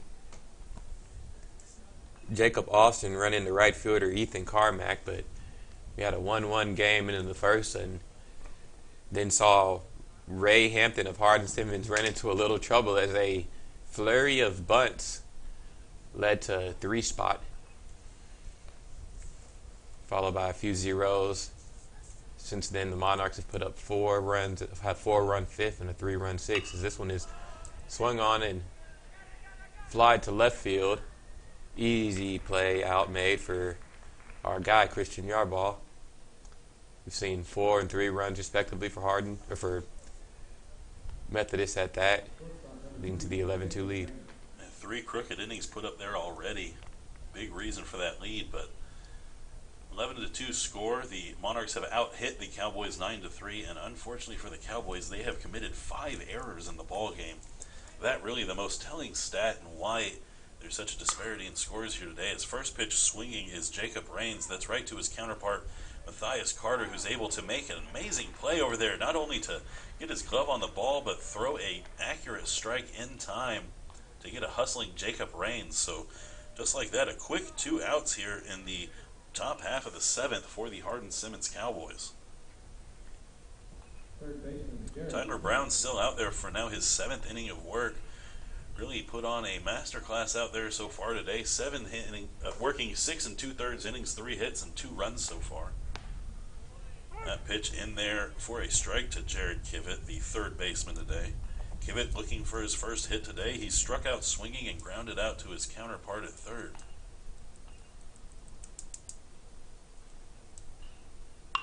This ball hit well over the head of Matthias Carter. That's going to land on a bounce in front of Christian Yarbrough.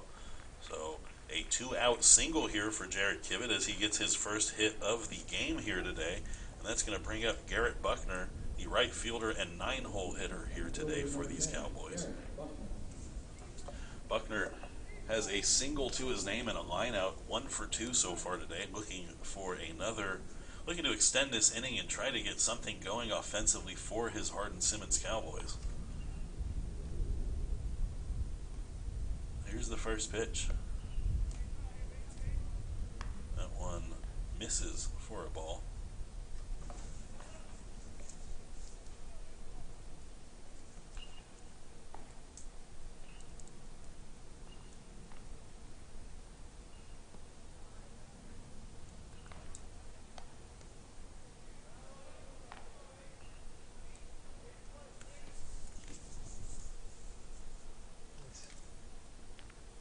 Quickly, 2-0, 2 outs as this one swung on and missed.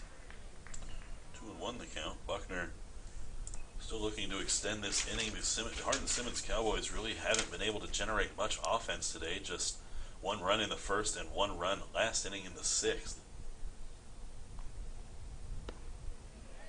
Buckner played 37 games last season, starting 20 of those as he looks at a called strike on the inner half of the plate there. Hit .265 last season with 5 runs driven in. .387 slugging with a .351 on-base percentage. This one swung on to right field. It's going to get down. Nice first to third there as the throw is going to be cut off. Almost caught. They almost caught Buckner rounding first there, but he was able to get back in the bag before the throw. But moving to third there on the hit in right field is Jared Kivett. A nice accurate throw from Ethan Carmack in right field. Almost got a Garrett Buckner trying to round to second, but Buckner able to do his job and extend this inning and bring it back to the top of the order for Hunter Garrison. Runners at the corners now and a chance to try and start another late inning rally here. They trail by 9 runs here in the top of the 7th with 2 outs. And just like that, Nathan Cockman begins to heat up down there in the bullpen, righty. The runners on the corner, see if Hardin can make this somewhat of a game. This one swung on, foul to right. 0-1 the count now here to Hunter Garrison. Garrison so far today 1 for 2 with a single, a walk, and 2 runs scored. Garrison has scored the lone 2 runs of the ball game for his team. Looking for his chance to drive in a run. He's got a man 90 feet away at third base. This one grounded. That's going to get through the hole between second and third. Matthias Carter able to field it, but too deep in the hole to make a throw. That's going to bring home Jared Kivett for the 3rd run of the ball game for these Cowboys and put runners at first and second with 2 outs here in the top of the 7th. Now an 11-3 ball game. Great piece of hitting there, and as we see, Matthias Carter, a vacuum there at shortstop, doesn't let that one. Not much gets by him. The outfield eliminates chances of the first to third or an outfield bobble with that stop, but this Hardin-Simmons trails 3-11 with 2 outs. They look to continue to get runners on, avoid outs as that one misses high outside for a ball.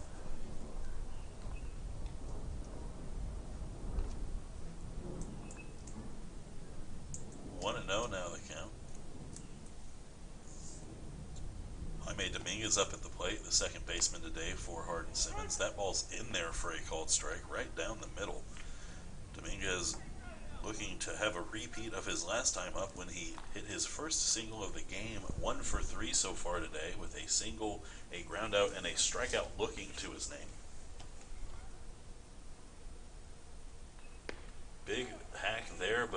contact made. That is the second strike now, 1-2 the count. Jaime Dominguez, one of the better hitters for this ball club last season, started 35 of the 37 games he played in last year. Hit at a .343 clip with 2 home runs and 22 runs driven in.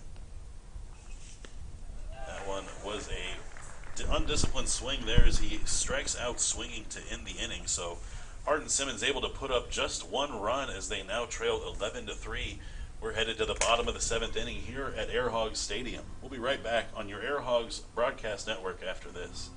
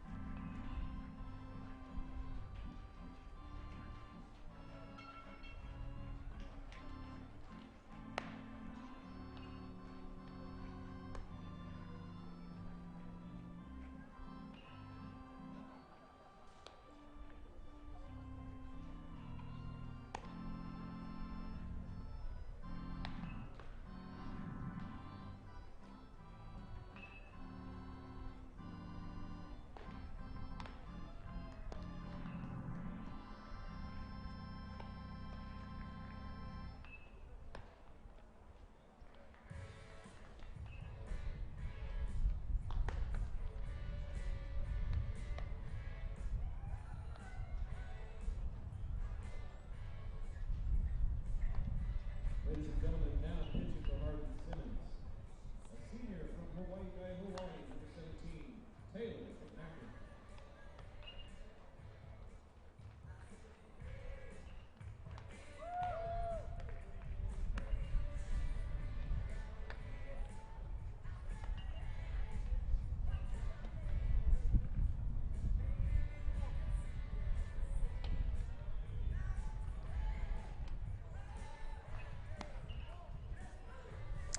Welcome back into the Air Hogs Broadcast Network. Thank you guys for joining us here at Air Hogs Stadium for the 2020 Rusty Greer Jackie Moore Classic here. Our first game of the day is Hardin-Simmons versus Methodist University. And for the Hardin-Simmons Cowboys, we have a new pitcher in, making his season debut, number 17, Taylor McMacken. McMacken last year had a 7.71 ERA in 16 appearances, a 3-3 record in 21 innings pitched. Allowed 21 hits, 18 earned runs, 15 walks, struck out 21. Batters batted .333 against him. As he comes in, we're going to have a clean bottom half of the 7th. First pitch is going to hit Jacob Austin there. number 19, Jacob Austin. Not how McMacken wanted to start his season off. This is now the 6th pitcher here in the bottom of the 7th inning for the Hardin-Simmons Cowboys, really going deep into that bullpen here. Going to make that day 3 tomorrow all the more harder considering how many guys have pitched here today. And as I say that, it looks like they've got one more warming up in the bullpen. That one's in there for a strike. Last year, McMacken had 3 hit-by pitches. Third of the way there already. Get him out the way early. This one's going to be taken outside for a strike. Alex Cochler stands in. Cochler has been a force here today. 2 doubles to his name already. A walk and a pop-out. 2 for 3 so far today. He's really had his way with this Hardin-Simmons pitching staff as he chops this one down the third base side. Not able to get a clean glove on it is Jared Kivett. That bounces off his glove and into left field. Everyone's safe now. Nobody out, runners on first and second, and these Methodist Monarchs continue to get on the base paths and cause trouble and havoc for these Hardin-Simmons pitchers. Gotta wonder if that's going to be... That was a smash hit. Gotta wonder if they're going to give Kivett his 3rd error on that. I think you give him the hit. I think that's a hit. That's not a play I think you can expect Kivett to make. That was a tough one. That was a hard hit ball, bounced right at him. Would have been a great play had he made it. Probably only able to get 1 because of how hard Jacob Austin was hustling to second. They tried the pickoff attempt on Jacob Austin at second, unsuccessfully. And yes, that was a hit for Alex Cochler. Monarchs now up to 10 hits here today. 11 runs scored. Just 1 error. That ball misses outside, 1-0 the count. Tucker Criswell's the cleanup hitter today for the Methodist Monarchs. Looking to add on a few as there are no outs here. One knows the count. Runner in scoring position. Prime opportunity for the Monarchs third baseman. Big swing and a miss there. Not able to come up with the home run he was looking for. Huge hack. 1-1 the count.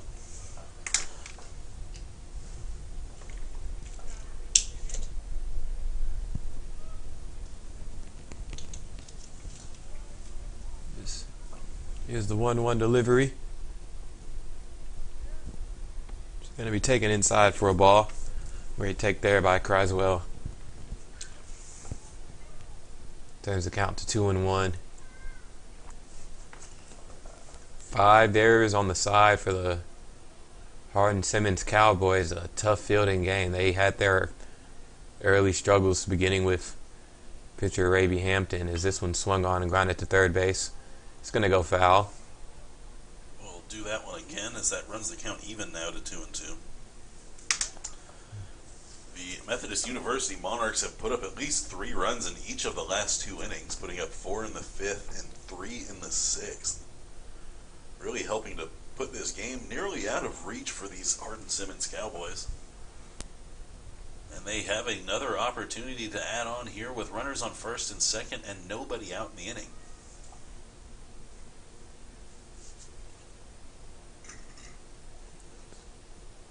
Longwick's going to step off the mound. Couldn't quite agree on a sign. This is a very important pitch here for the Cowboys, who still have aspirations of taking this one. This one's delivered. It's going to be a wild pitch. That's going to get away, and both runners are going to be able to advance now. So both runners move into scoring position. That puts Jacob Austin at third base and Alex Cockler at second.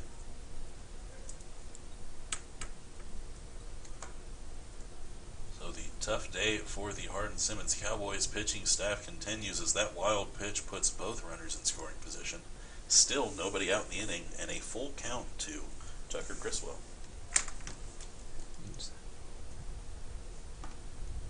See if Criswell can do some damage. Here's the pitch.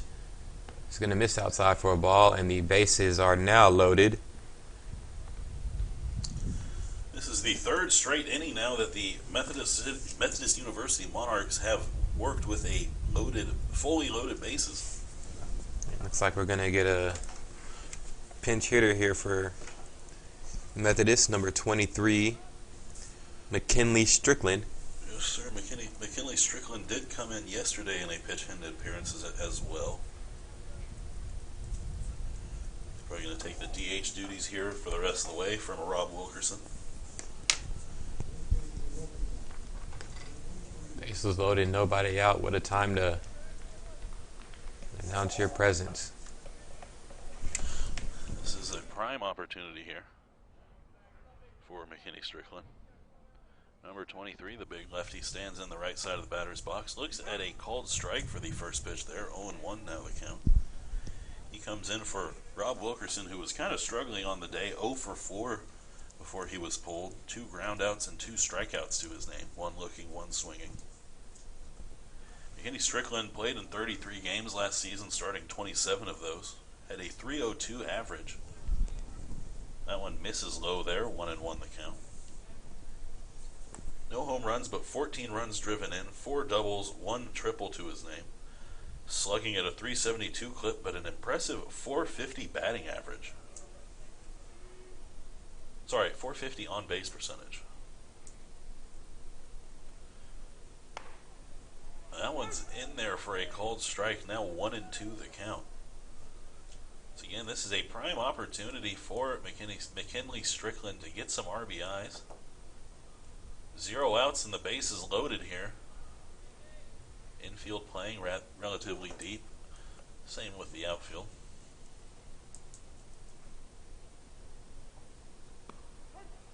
Oh, and that one is in there for a called third strike. That one was just caught the outer half of the plate. McKinley Strickland got kind of frozen on that one and couldn't take the bat off his shoulders. That's going to be the first out of the inning and bring up center fielder Clay Richardson. Richardson has 2 singles to his name, has come around to score twice. 1 RBI. He struck out swinging and flown out to right. 2 for 4 so far today. A very good day for this Monarchs center fielder. That first pitch misses, 1-0. He stands in now with just 1 out and the bases loaded. Another prime RBI opportunity for the Monarchs center fielder. No action in the Hardin-Simmons bullpen. They had someone up and throwing, kind of warming up a little bit earlier, but that one's in there for a called strike. 1-1 now the count. It really hasn't mattered who Hardin-Simmons put in at the mound today. They just all around have struggled throwing strikes and getting consistent outs today. Monarchs have played a lot of small ball, had a lot of bunts, and unfortunately for the pitchers, there have been 5 errors committed behind them. There's another ball right there, 2-1's the count. And a lot of times, there's been count leverage for the Methodist Mustangs. Out of 2-1, 3-1 counts. Made it tough for Hardin-Simmons to battle back, put themselves in holes with the walks and the errors. It's hard to beat yourself and the opposing team as this pitch is delivered inside for a ball. 3-1's the count, 1 out, and now there's no way to put the runner, so gotta expect a strike here if you're Richardson. And in an 11-3 ball game, I'd assume he has the green light, so probably going to see him swing the stick here.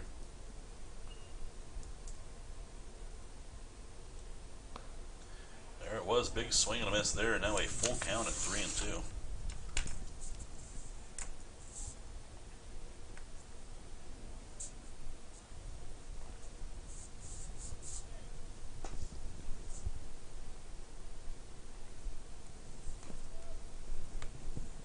McMahon checks the signs, and he's ready. Here's the 3-2 pitch.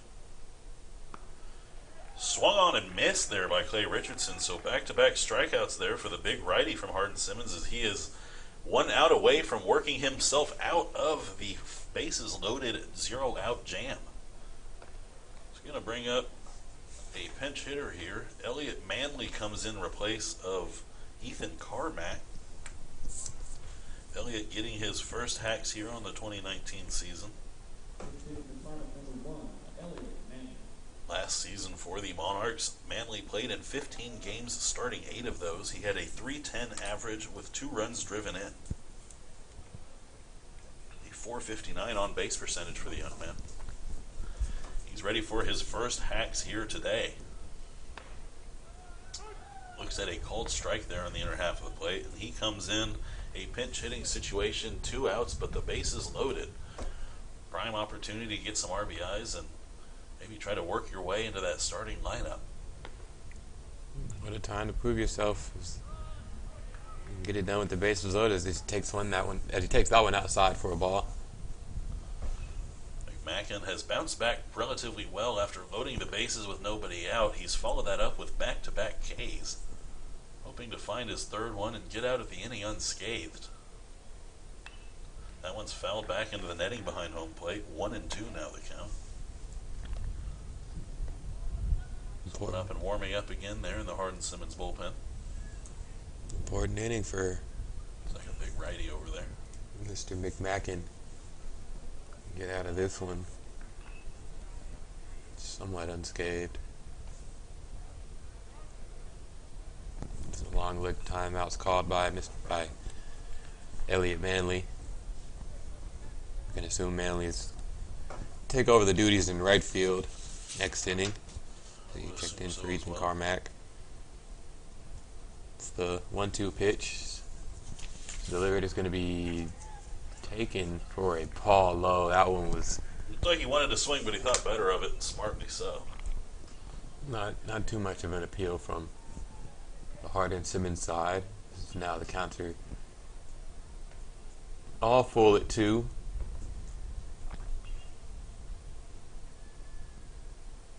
This pitch is swung on and missed. What a job there by Taylor McMahon, able to come back from loading the bases with 0 outs and strike out the next 3. So he's able to work through the tough jam he put himself in and come out unscathed. Unfortunately, the Monarchs still do lead this one 11-3. We're heading to the top of the 8th inning. where we'll see the Hardin-Simmons Cowboys try and mount this long comeback. We'll be right back with you on the Air Hogs Broadcast Network after this.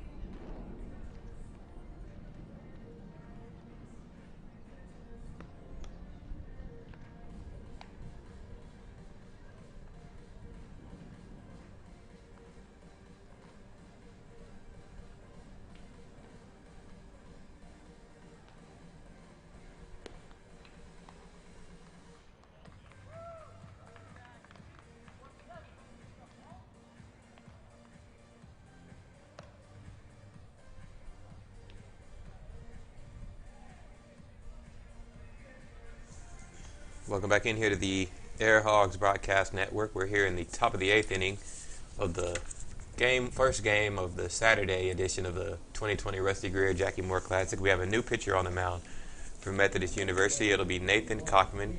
Cockman comes in with a 4.09 ERA, no record. Opponents hit 250 off of him last season. His first pitch is inside for a strike. Looks like for Hardin-Simmons, we have a pinch hitter. It'll be Cade Johnson. Looks like he's entered the game for left fielder Garrett Frazier. We also have a defensive switch for Methodist as Elliott Manley looks to take the reins in left field, while Christian Yarbaugh moves over to right. Well said, Malik, as that's going to be the day for the starter left-handed pitcher Tyler Brown. 7 innings pitched, 3 runs allowed, just 6 hits and 1 walk to his name, so he really had quite a performance on the mound today, starting for the Monarchs. Gave his team a good chance to win as they lead this one 11-3. 1-2 the count now here to Cade Johnson. Always important at bats for some of these guys getting that first at bat of the season, like Cade Johnson here, as he keeps the count at 2-2. Down big. Want to see some guys with the fight, especially when it's your first time. Get to see the ball live from a pitcher that's not on your roster. Just the 2-2 here is delivered. It's going to be swung on and missed, and that's the first strikeout of the day for Nathan Cockman there. Cockman coming in relief of Tyler Brown. Tyler Brown gave his team 7 innings of 3-run baseball. If you get 7 innings out of your starter, you got to be happy, especially considering they got 6 yesterday out of their starter. Really conserving that bullpen in this 3-day tournament. Yeah, they are ready for a full bullpen day or anything else that's asked for them in their Game 3 situation. We'll see them take on Texas Lutheran tomorrow. That one looked like it might have been swung on. They're going to grant him the appeal and say he checked his swing, he being Mr. John Paul Topple. Topple's still looking for his first hit here in this one. He does have 2 RBI to his name. He has a sacrifice fly, a ground out, and a fly out. 0 for 2 on the day. He takes a ball right there, makes the count 2-1. Topple's last time up, he grounded out to short in a bases loaded situation, but did have a run come home in that situation. He did swing there, so that's 2-2 now. Even count. 1 out, nobody on. His team trailing in an 11-3 ball game here in the top of the 8th inning. That pitch is going to miss outside for a ball. Fools up the count with 1 out. Here's a pitch on delivery. It's going to be swung on and missed. That's now 2 Ks Back-to-back swinging strikeouts for Nathan Kochman as he is up there working diligently, putting away these Hardin-Simmons hitters. That's going to bring up first baseman number 32, left-handed hitter Tyler Bradshaw. I'll see Hardin-Simmons down to their final 4 outs of this game. Trust me when I say this, I've seen a lot of big leads in baseball blown before, but for the way this Methodist University team is pitching, that's going to be a tough hill to climb.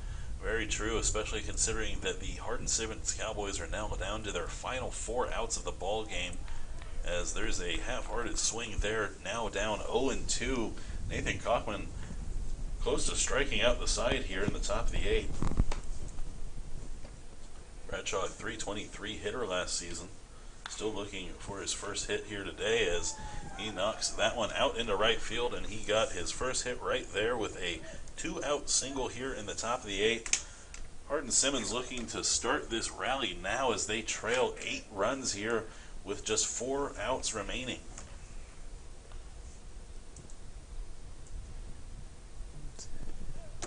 We're going to see another pinch hitter. This is number 14, Michael Hicks. Looks like he'll be taking the at-bats for catcher Brett Hudspeth.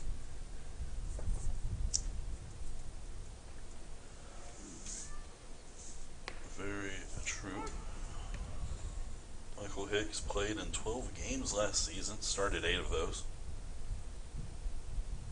A .290 hitter last year. He had 5 RBI, no home runs, but 3 doubles to his name. A .351 on-base percentage. Curveball there doesn't quite get past the plate. Makes the count 1-1. 1-1 count here. 2 outs in the top half of the 8th inning. We have our next game scheduled for 2:30. Texas Lutheran versus George Fox. Watch it here on the Air Hogs Broadcast Network. 11 runs, 10 hits, 1 error for the home team today. Methodist University, 3 runs, 7 hits, 5 errors for the team up to bat now. Hardin-Simmons University. Again, a struggle early as a base running bunting clinic was put on, and it was a well executed clinic that the Hardin-Simmons Cowboys could not control as that pitch is in there for a strike, making the count full. Runner will get a head start. 3-2 is the count.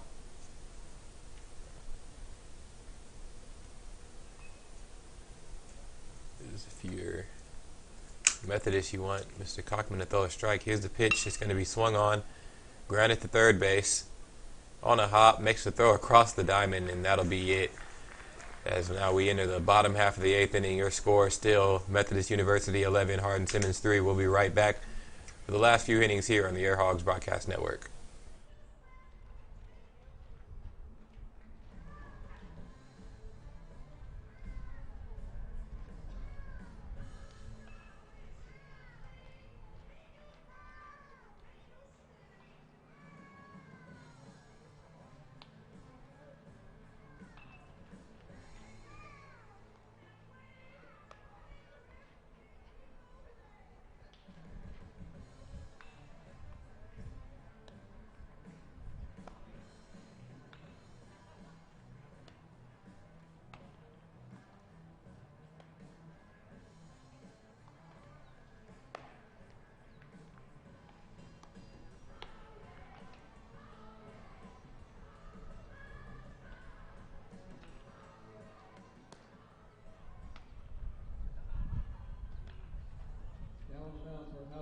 Hardin-Simmons, the senior from Brownwood, Texas, number 36, Hayden Day.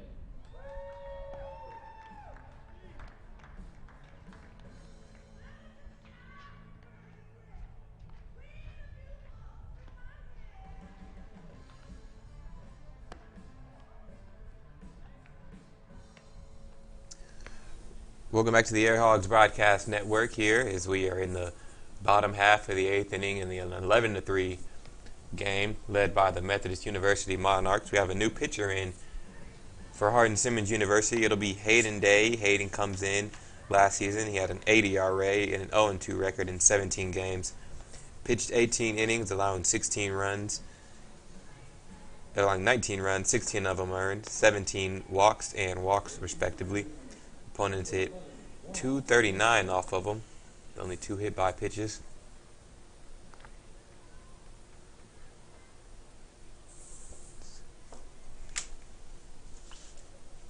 Also looks for, like Hardin-Simmons, checks in a new third baseman. That's number 6, Tyler Williams. Yes, that is, and I think, if I'm not mistaken, it looks like that's a new catcher in there as well. I think that might be Juan Sanchez. It is. A couple defensive changes made here. Hayden Day is going to be leading this inning off against Christian Yarbrough. Yarbrough, the 8-hole hitter today, has yet to be retired. 2 singles, 2 walks, 2 runs scored, a stolen base, and an RBI. Quite a productive day for your 8-hole hitter, a 2-for-2 performance. He fouls the 1-1 pitch back behind the stadium there, 1-2 the count.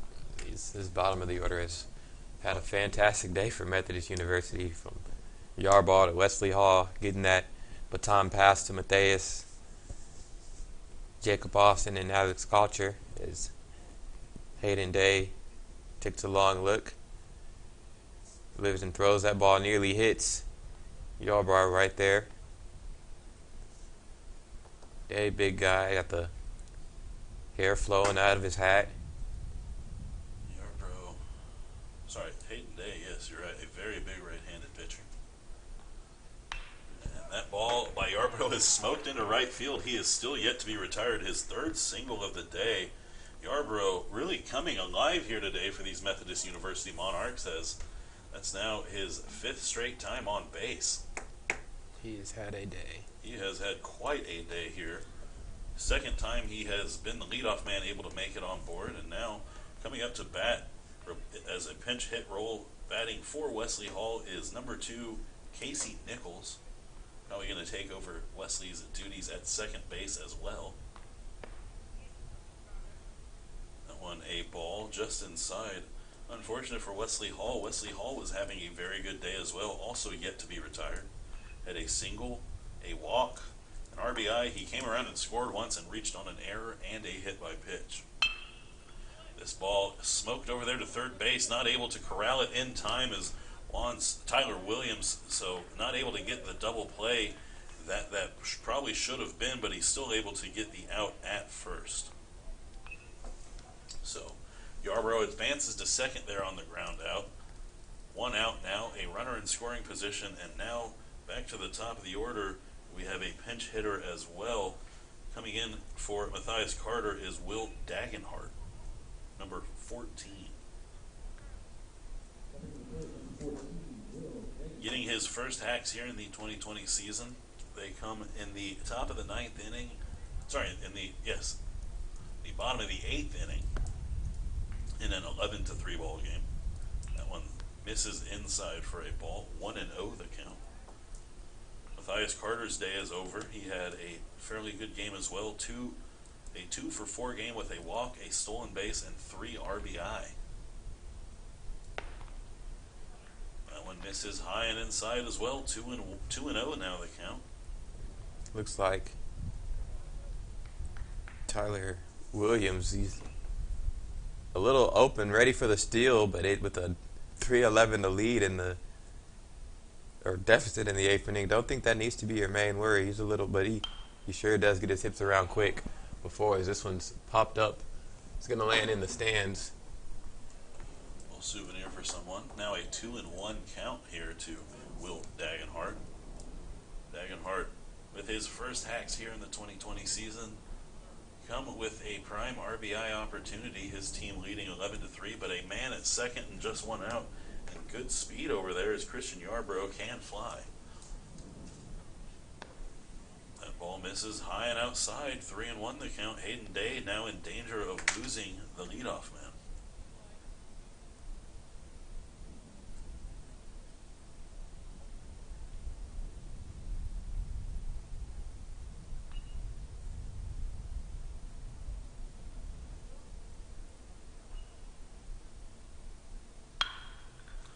ball smoked over to shortstop Jacob Rains. He's able to make a diving catch, but the throw is not an accurate one. It gets by Tyler Bradshaw at first. Able to come in and score is Christian Yarbrough. Safe at first is Will Dagenhart. And I'm not sure if that's going to be an error on the first baseman or on the throw there. I think that one should go on the throw. I think you might be right as well, as the throw there allowed the run to score. Monarchs now lead this game 12-3.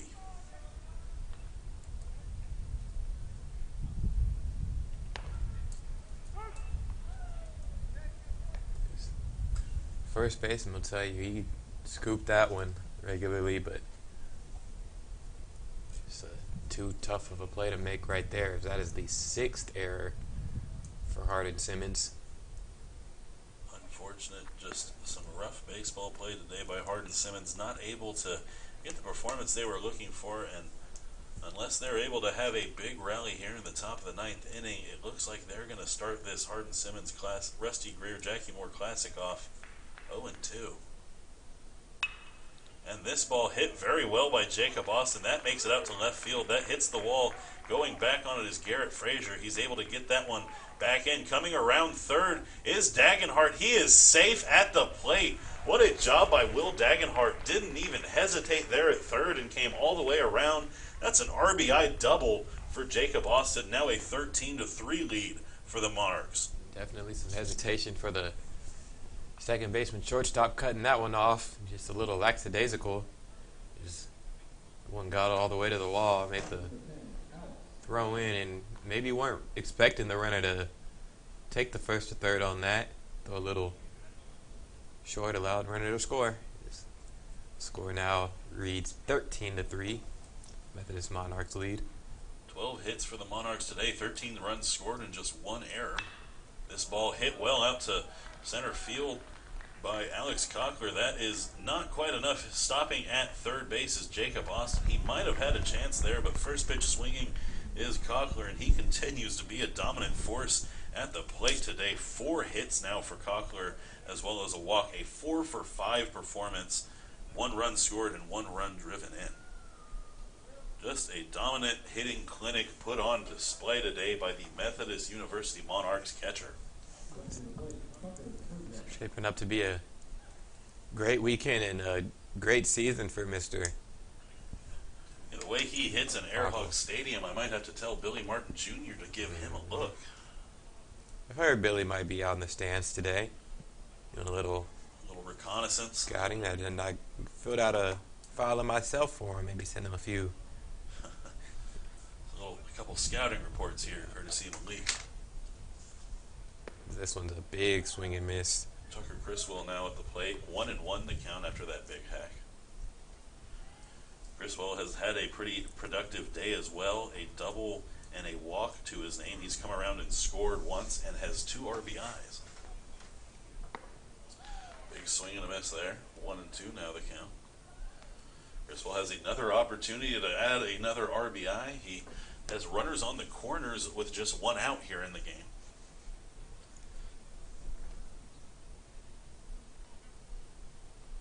Now the 4th crooked inning that the Methodist University Monarchs have put up, as that ball is fouled back into the stands.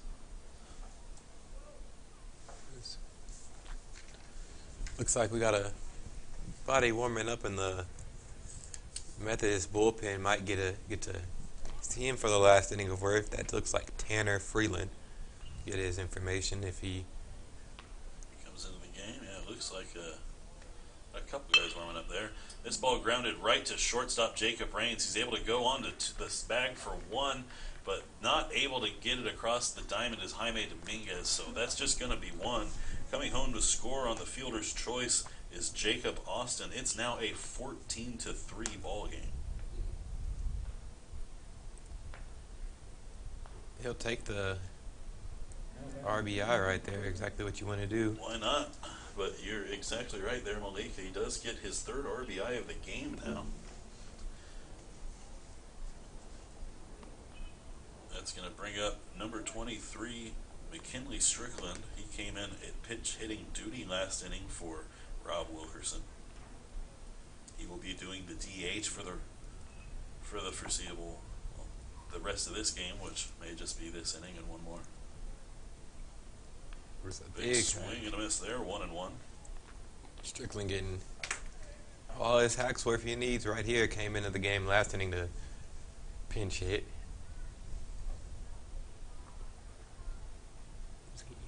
No batting glove looks. Bats his bat on his shoulder as he fouls one off.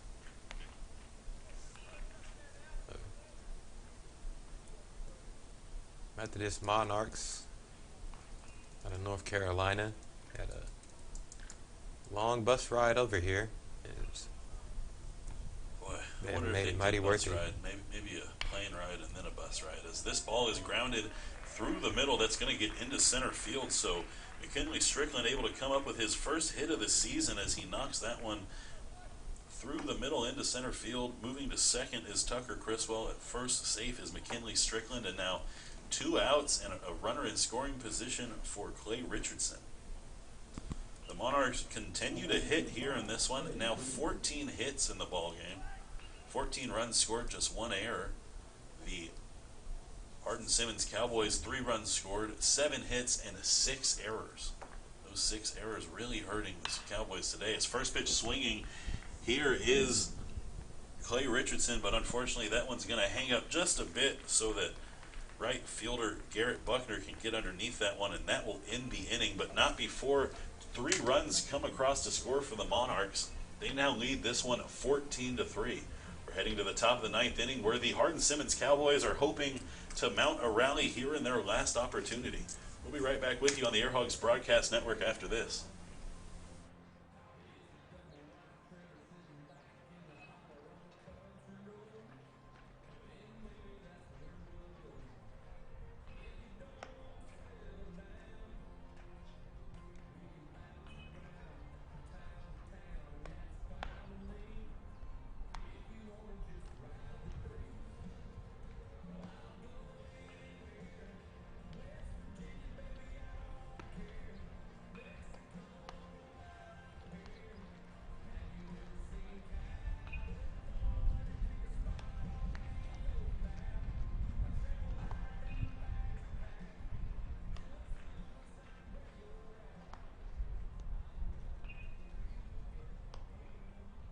Ladies and gentlemen, now pitching for Methodist, a freshman from Carthage, North Carolina, number 37, Hannah Freeman.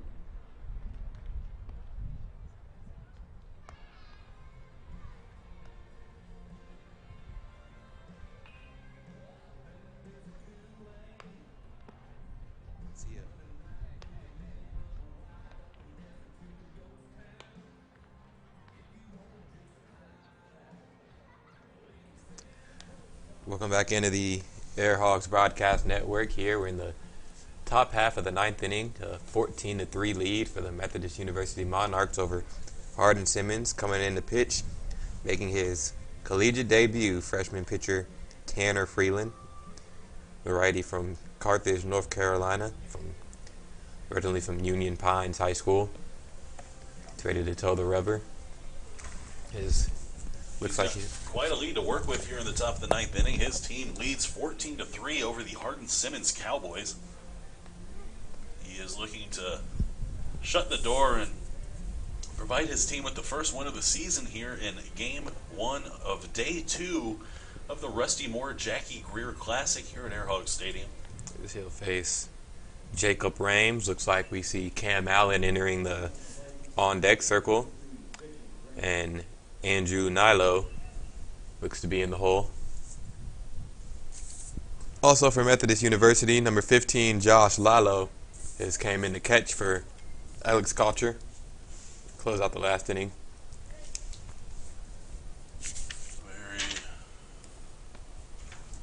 Very true, Malik. Good job noticing those defensive substitutions there. You gotta Stay ready. get these guys off their feet. Get to enjoy a beautiful. Well, it's gonna shape out to be a beautiful Saturday here in Grand Prairie, Texas, but just a great sports day Saturday. Got the XFL making its debut true. today. That is today. I already heard that former Ohio State quarterback Cordell Jones threw 2 completions, and the whole crowd is giving him MVP chants. So, different experience that is. Of course, the Dallas Renegades will begin play tomorrow. Play down the street at Globe Life Park. It's a 4 o'clock start, if I'm not mistaken. Got some 2-2 count now to Jacob Raines. got some UFC going on tonight. Big John Bones Jones. And 2 more games to be played here today in the Rusty Greer Jackie Moore Classic at Airhog Stadium. If you've got time, it's a beautiful day out. Tickets are just $10, and we've got 2 more games of collegiate baseball on slate today. Should be 2 good ones. Just saw a well-played game here today by the Methodist University Monarchs against the Hardin-Simmons Cowboys. Following that up today, we will have the George Fox University versus Texas Lutheran University. And ending the night, starting at 6, is a Concordia versus Hendrix matchup. So, if you like collegiate baseball, make your way down to Airhog Stadium and you can come see some good teams battle it out. I've been fairly impressed for what I've seen. These guys have great pitching, a lot of great fielding too. We've seen quite a few great plays made already in this tournament. We're only about halfway through it. The count is full. And the first batter of Mr. Freeland's career is going to end up in a walk as now comes to bat pinch hitter number 5, Cam Allen. It is Cam Allen comes in.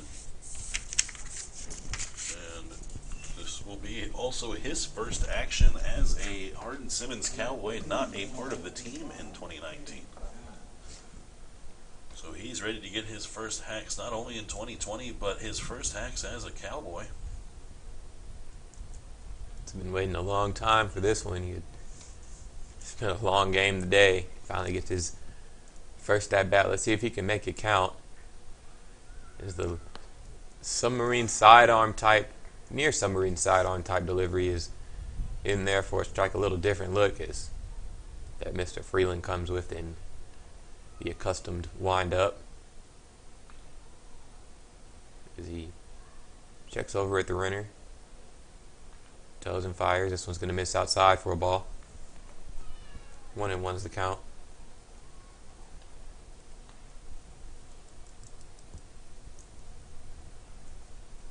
A 14-3 game. This one, Methodist took control during the middle innings. It was a tied game, 1-1 after 2, but Methodist took a 4-1 lead in the 3rd inning and never looked back after that. They now lead this one, as Malik said, 14-3. They've out-hit the Hardin-Simmons Cowboys 14-7. They've committed just 1 error. Unfortunately for the Cowboys, they have committed 6 errors that have really put them out of this game. Now 3-1 the count to Cam Allen here. Taking high for a ball. A great trip to the Dallas, Texas area from North Carolina for these Methodist University fans. There are quite a few out there in the stands. It's a healthy trip between Fayetteville, North Carolina and Grand Prairie, Texas, but quite a few fans and family members have made the trek. Glad to have them here in the stadium today as that swinging strike pushes the count full to 3-2, and we are ready for the payoff pitch. They've got Jacob Raines on first base, nobody out. This ball hit well out to right field, but that is going to get foul as that bounces behind the seats there in right field. Nothing worse than starting your career with the double play. That's what Mr. Allen's trying to avoid. And that's what Freeland is trying to make him do. You've got another payoff pitch. Here it comes. Well, there's time called at the plate. Both step off, readjust their respective equipment, and we are back to it.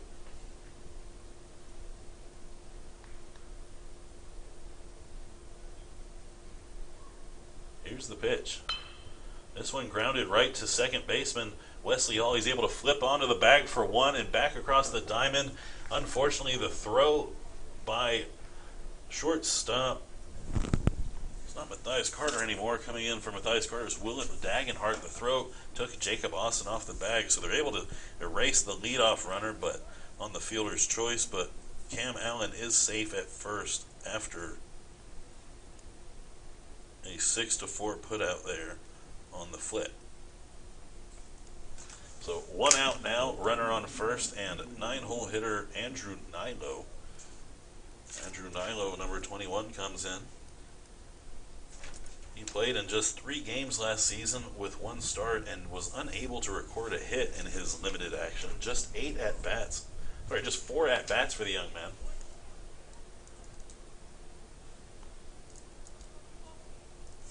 Just his 5th at-bat in his collegiate career here, as he is looking to get his first hit as a member of the Hardin-Simmons Cowboys.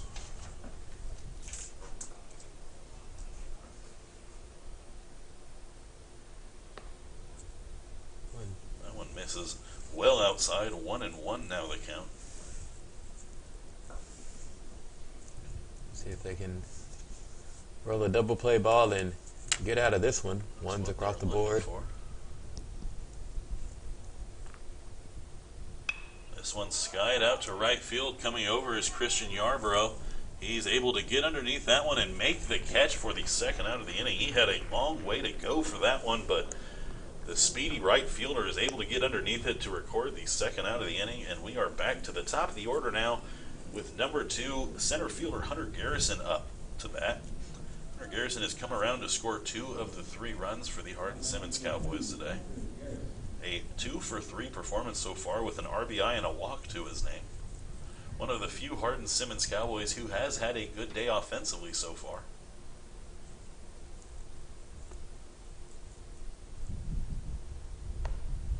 First pitch he sees is in there for a called strike. Hunter Garrison stands in now with a man on first and 2 outs. The last chance now here for the Hardin-Simmons Cowboys as they trail 14-3 in this one.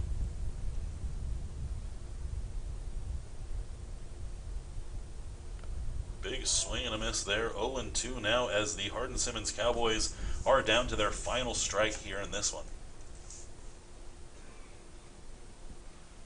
If you're just joining us, the Methodist University Monarchs took an early command of this game and never looked back as they now lead 14-3. They've out-hit their competition 14-7. They have committed 2 errors, but the Hardin-Simmons Cowboys have committed 6.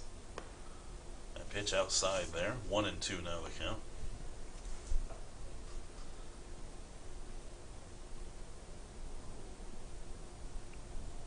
Monarchs looking to move to 1-1 after this game. Unfortunately, the Hardin-Simmons Cowboys will fall to 0-2.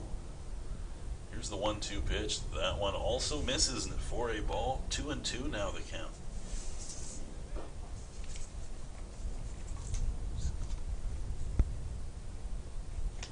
Always the toughest out to get, that last one. It's very true, especially for a freshman out there, but he has done well in his first appearance here as a Monarch. This ball skied out on the infield, going back on it is Dagenhart, and he is able to record the final out of the game. So Methodist University bounces back after losing a tough game in day 1 in an 11-inning, late-inning rally against the Concordia Tornadoes. They come back with a 14-3 performance against the Hardin-Simmons Cowboys and now start this tournament off 1-1. Stay tuned. We have another game on tap here today. Starting at 2:30, we will have the Texas Lutheran University Bulldogs take on against the George Fox University team. If you want to stay tuned, we will have that game starting up here in the next 30 or so minutes. For now, though, I'm Zachary Lee. I was joined with Malik Wright. We're glad to have you with us. We will see you about 30 minutes.